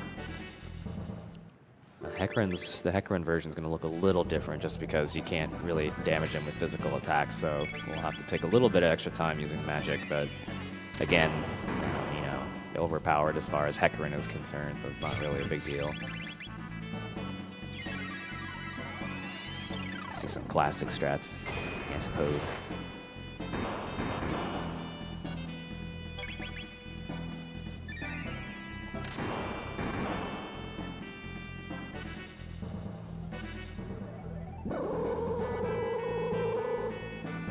And keep in mind that there is still RNG manipulation going on, and he still needs to input the right commands at the right times and not take turns out of order or miss a turn or anything like that, because while most of these fights at the beginning of this gauntlet are going to be really straightforward, regardless of that, even Black Tyranno, he would be able to get through. The actual Lavo Shell would be a real bad time if he had to do it on pure backup strats. Yeah, I did pick up like both a stack of full tonics and a Mega Elixir, so that if something does go wrong there, I do have a non-zero chance of being able to salvage it. But it's still not going to be pretty. Yeah, so it's a long gauntlet to make sure that you're on the right track the entire time. Not to mention, you know, should the worst come to happen, that's not like I just lost 2 minutes. Like, no, you just lost double digit, right? So it's really important that for in any setting, marathon or even your own PB attempts, that you really have this portion just down, because you don't ever want to lose it here. Yeah, but it's kind of worth noting too that we are fighting several bosses that I actually skipped in the main run too. Yeah, so you saw Hecarim, you saw Zombor, Guardian. Didn't fight any of those. We're supposed to, but didn't. You will be seeing Giga Guy at the end of this too, who we didn't even go to the place where you'd fight him. Yeah, and, it's kind of messed up. He's also significantly higher level than we currently are, so that'll be a pretty challenging fight as well. But Falcon Head helps a lot. Yeah, Falcon hits. It's silly. I don't know, man. Yeah, I mean the in-game description tells you everything you need to know, right? Taco's Falcon Hit.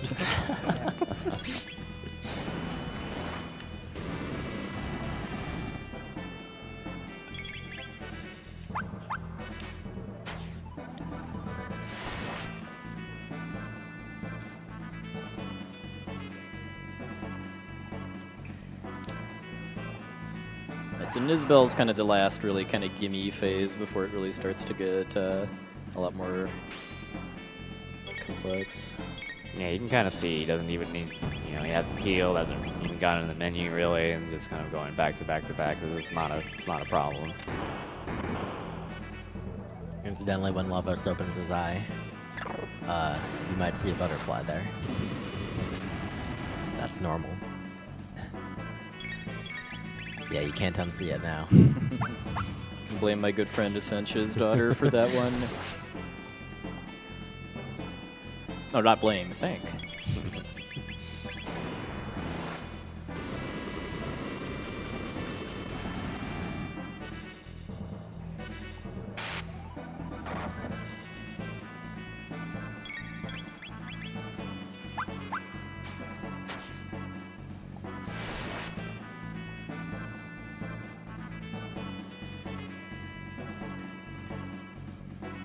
Alright, so Magus form, it picks up a little bit, but, you know, just because of the same gimmick exists.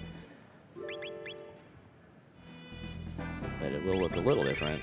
I'm sure you could probably tell since he's not rocking Robo.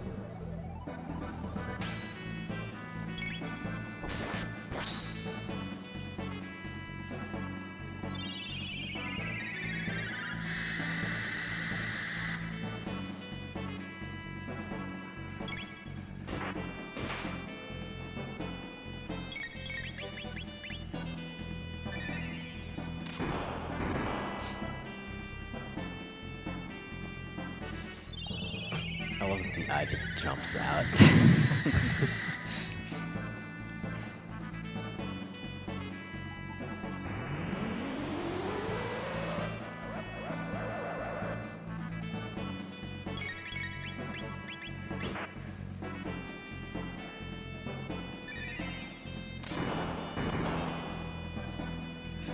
So just because of the way the manipulation lines up here, it gives me Shadow, which I can't actually exploit with these characters, so I'm just having Luca shoot him for 5 damage here in order to just trigger him to change again to fire, which I do have in a very big way.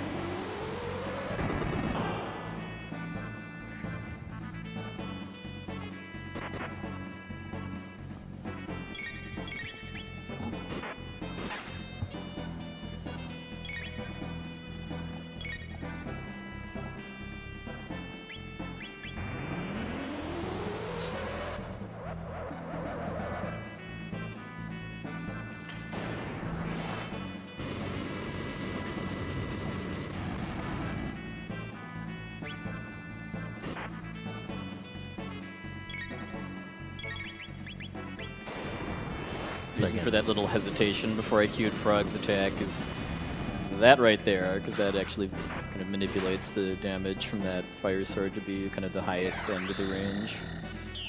And Sim's last fight with Magus, he was able to do another fire sword even after moving into the second phase before the spellcasting started.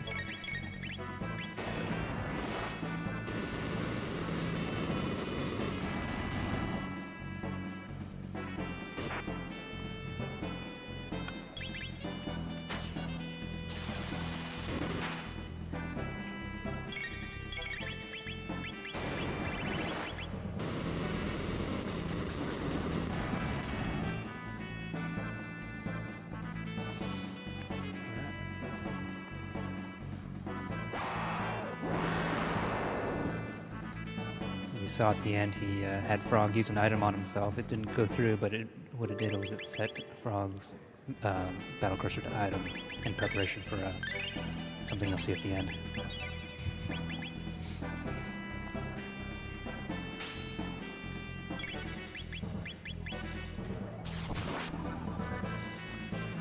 So there's a lot of slashes and falcon heads now, right? Yep. So donations for the last time during this run? All right. Just as a quick reminder, again, if you donate $150 during this marathon, you'll be put in the drawing to win the GDQ Custom Corsair PC. $150. You know you want it. Go ahead and put in that $150 donation. Get yourself in that lottery. Speaking of $150, I have $150 from Abyss Mage. Nice to see the greatest game of all time being run. Keep up the good work. $100 from Dan Beef. Ah, Chrono Trigger. So many days spent after school grinding to finally beat Lavos. And now to see it beaten in 1/1634th of that time. I say good show.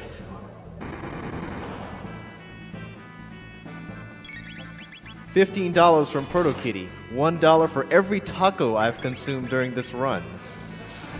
Wow. $15 from Anonymous. Shout out to tacos, shout out to Arby's, shout out to the couch, and shout out to the audience. Chrono Hype.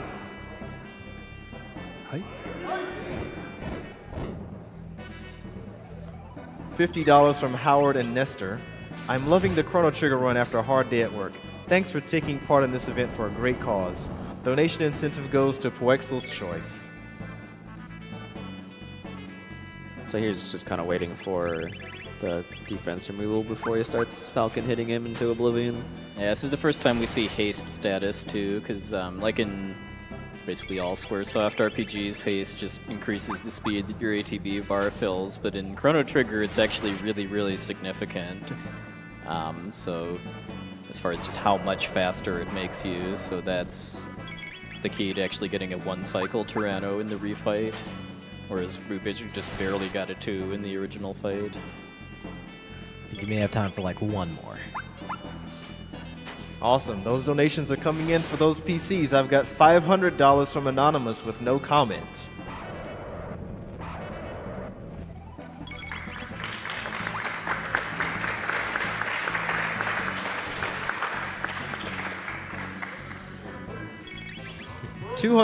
I like this one. $200 from Matthias.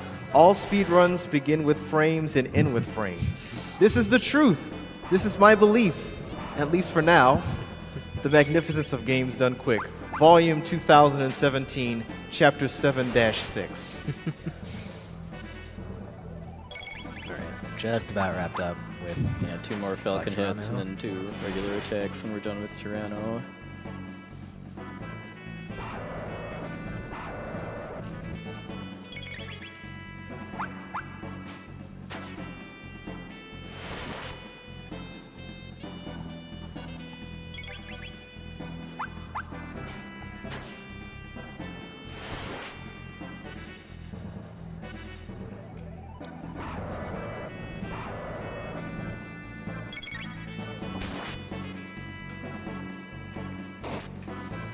So we've got Giga Gaia coming up now.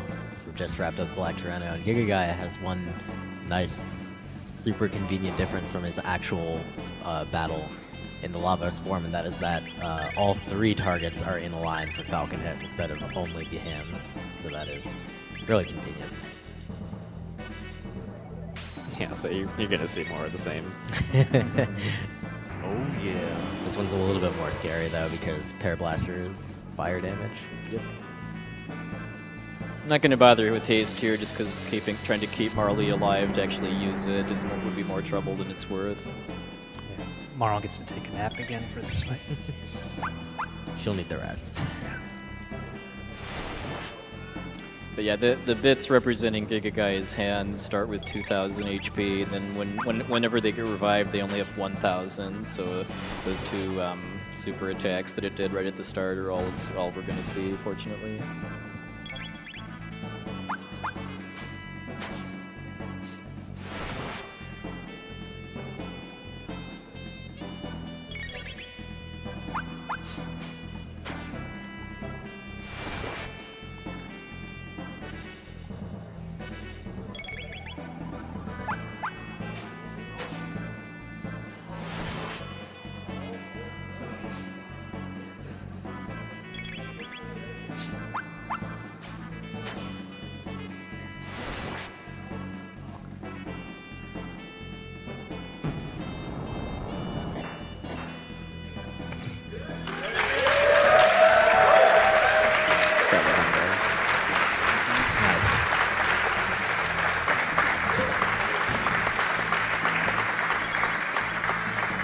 That is a lot. Ladies and gentlemen, we have just raised $700,000.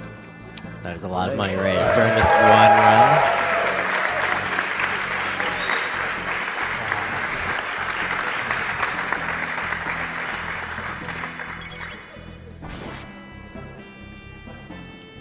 Alright. Alright, Lavos is now mad. So now things get real.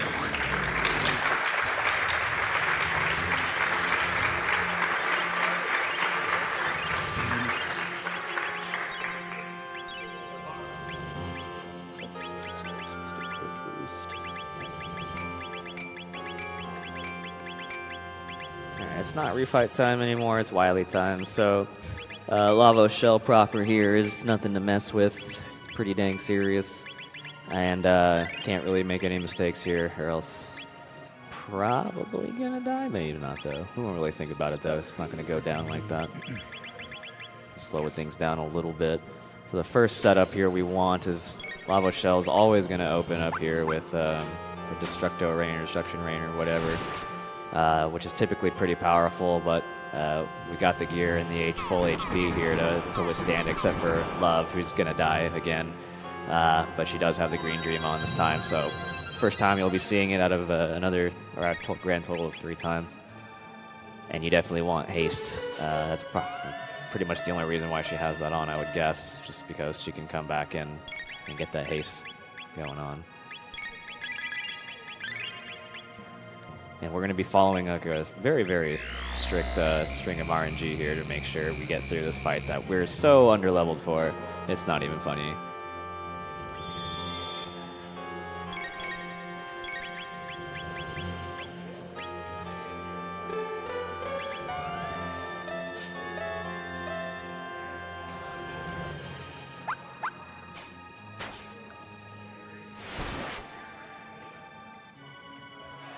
One of the other nasty attacks Lavos has are the spines, which are pretty much going to kill any one of them. But thankfully, our good friend here, Love's going to be the target of them every time, so it's not a big deal. And the other 2 are just going to Falcon hit him to death.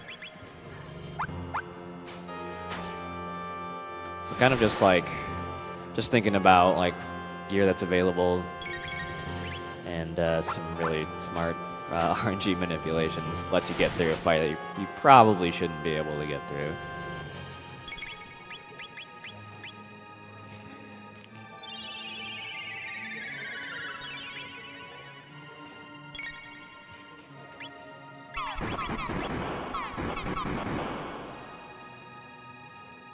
And so just kind of another example of knowing what's coming up, getting the heals in right before the next rain comes down to make sure they survive.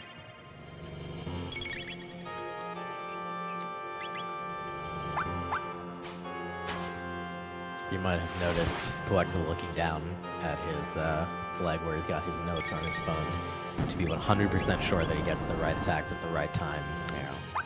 Doesn't make a mistake here because that would be very costly.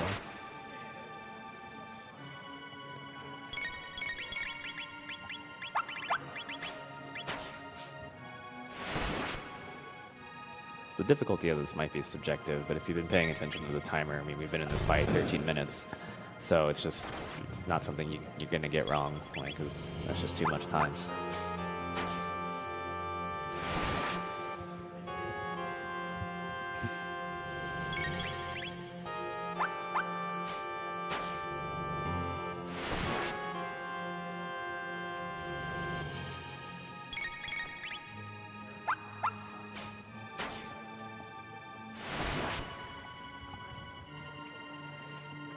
There you go. All right, hold on.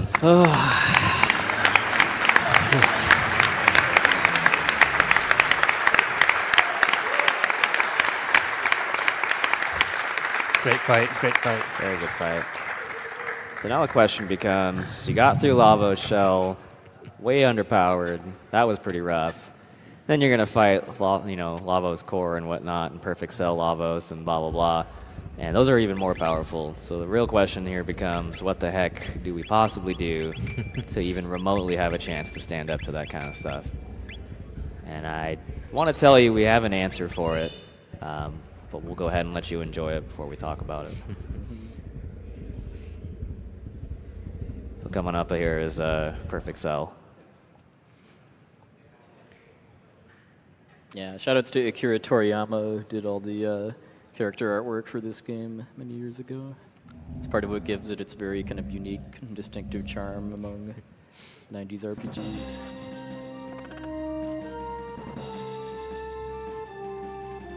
There we go.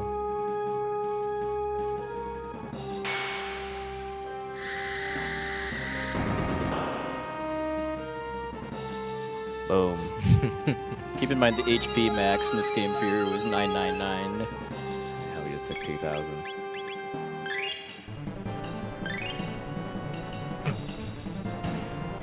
We did it. Yep. All right. See you, All Lavos. right. That's part one.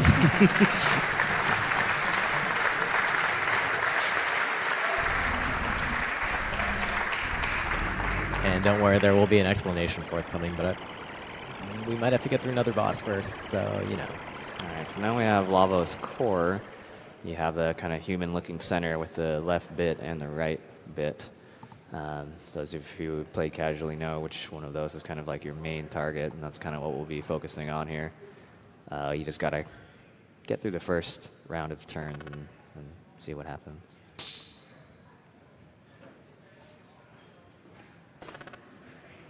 So you just healed that last boss to death? Possibly. This game is literally Final Fantasy's worst. The true greatest game of all time. Nice menu glitch there. Saved a second.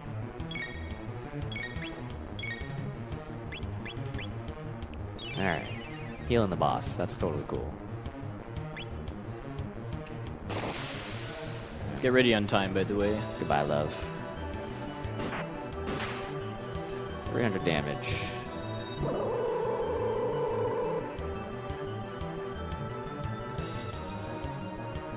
Oh no, rip. You might have seen this Yeah, before. time's about to come up. Time. Boom.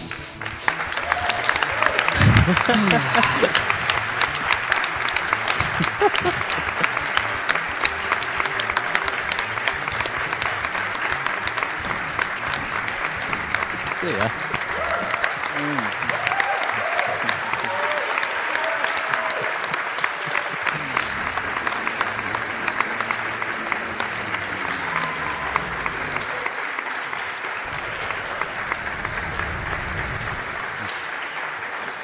3:03. That's 2 minutes faster than any of my practice runs with this route, too, for the marathon. Nice run, buddy. Yeah.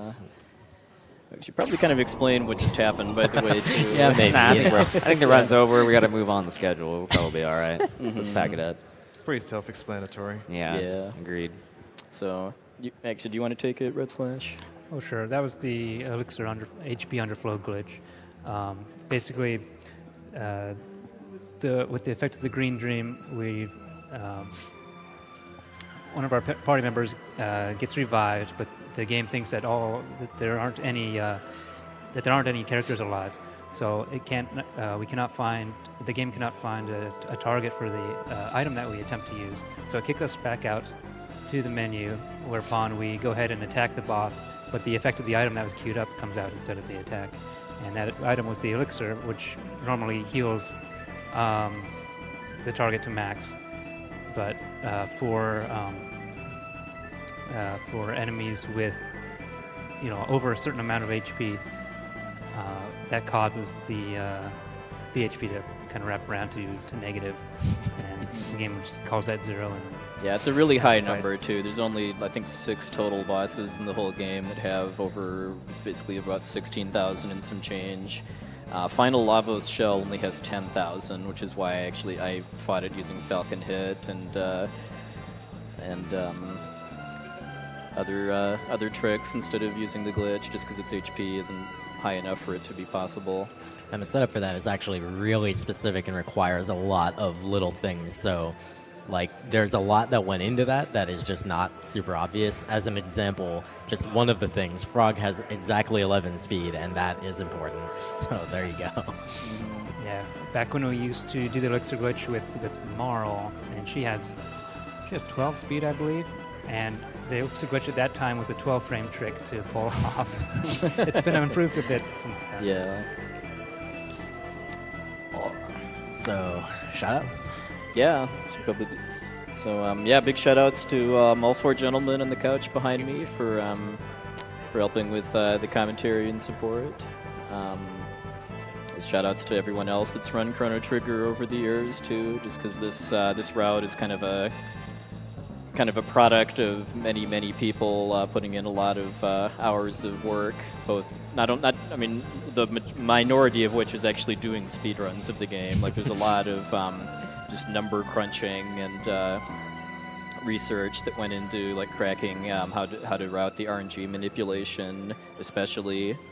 Like, I do want to give particular shout outs to Adovino too, who's a French speedrunner that I at least kind of when I first picked up this category was kind of the main resource as far as kind of improving the route to kind of drop the record by like tens of minutes, basically. You guys want to shout out anybody else? Oh, sure. Just the entire Chrono community, in particular El Gran Jerry, who originally kind of organized the community into kind of what it became today. I don't know, should I just list other people? Or yeah, there's a lot, so they're all, I think all of which are cool. Kilai was mentioned earlier. I know he was the first person to route the double elixir glitch. Abda Jr. was kind of one of the pioneers for doing RTAs, single segment runs of this, using all of the known glitches. I think we're good. Yeah, and I guess we're pretty much done too, so as soon as it says the end, we'll be out of here. All right. Thanks for watching. All right, thanks for watching. Thanks GDQ for...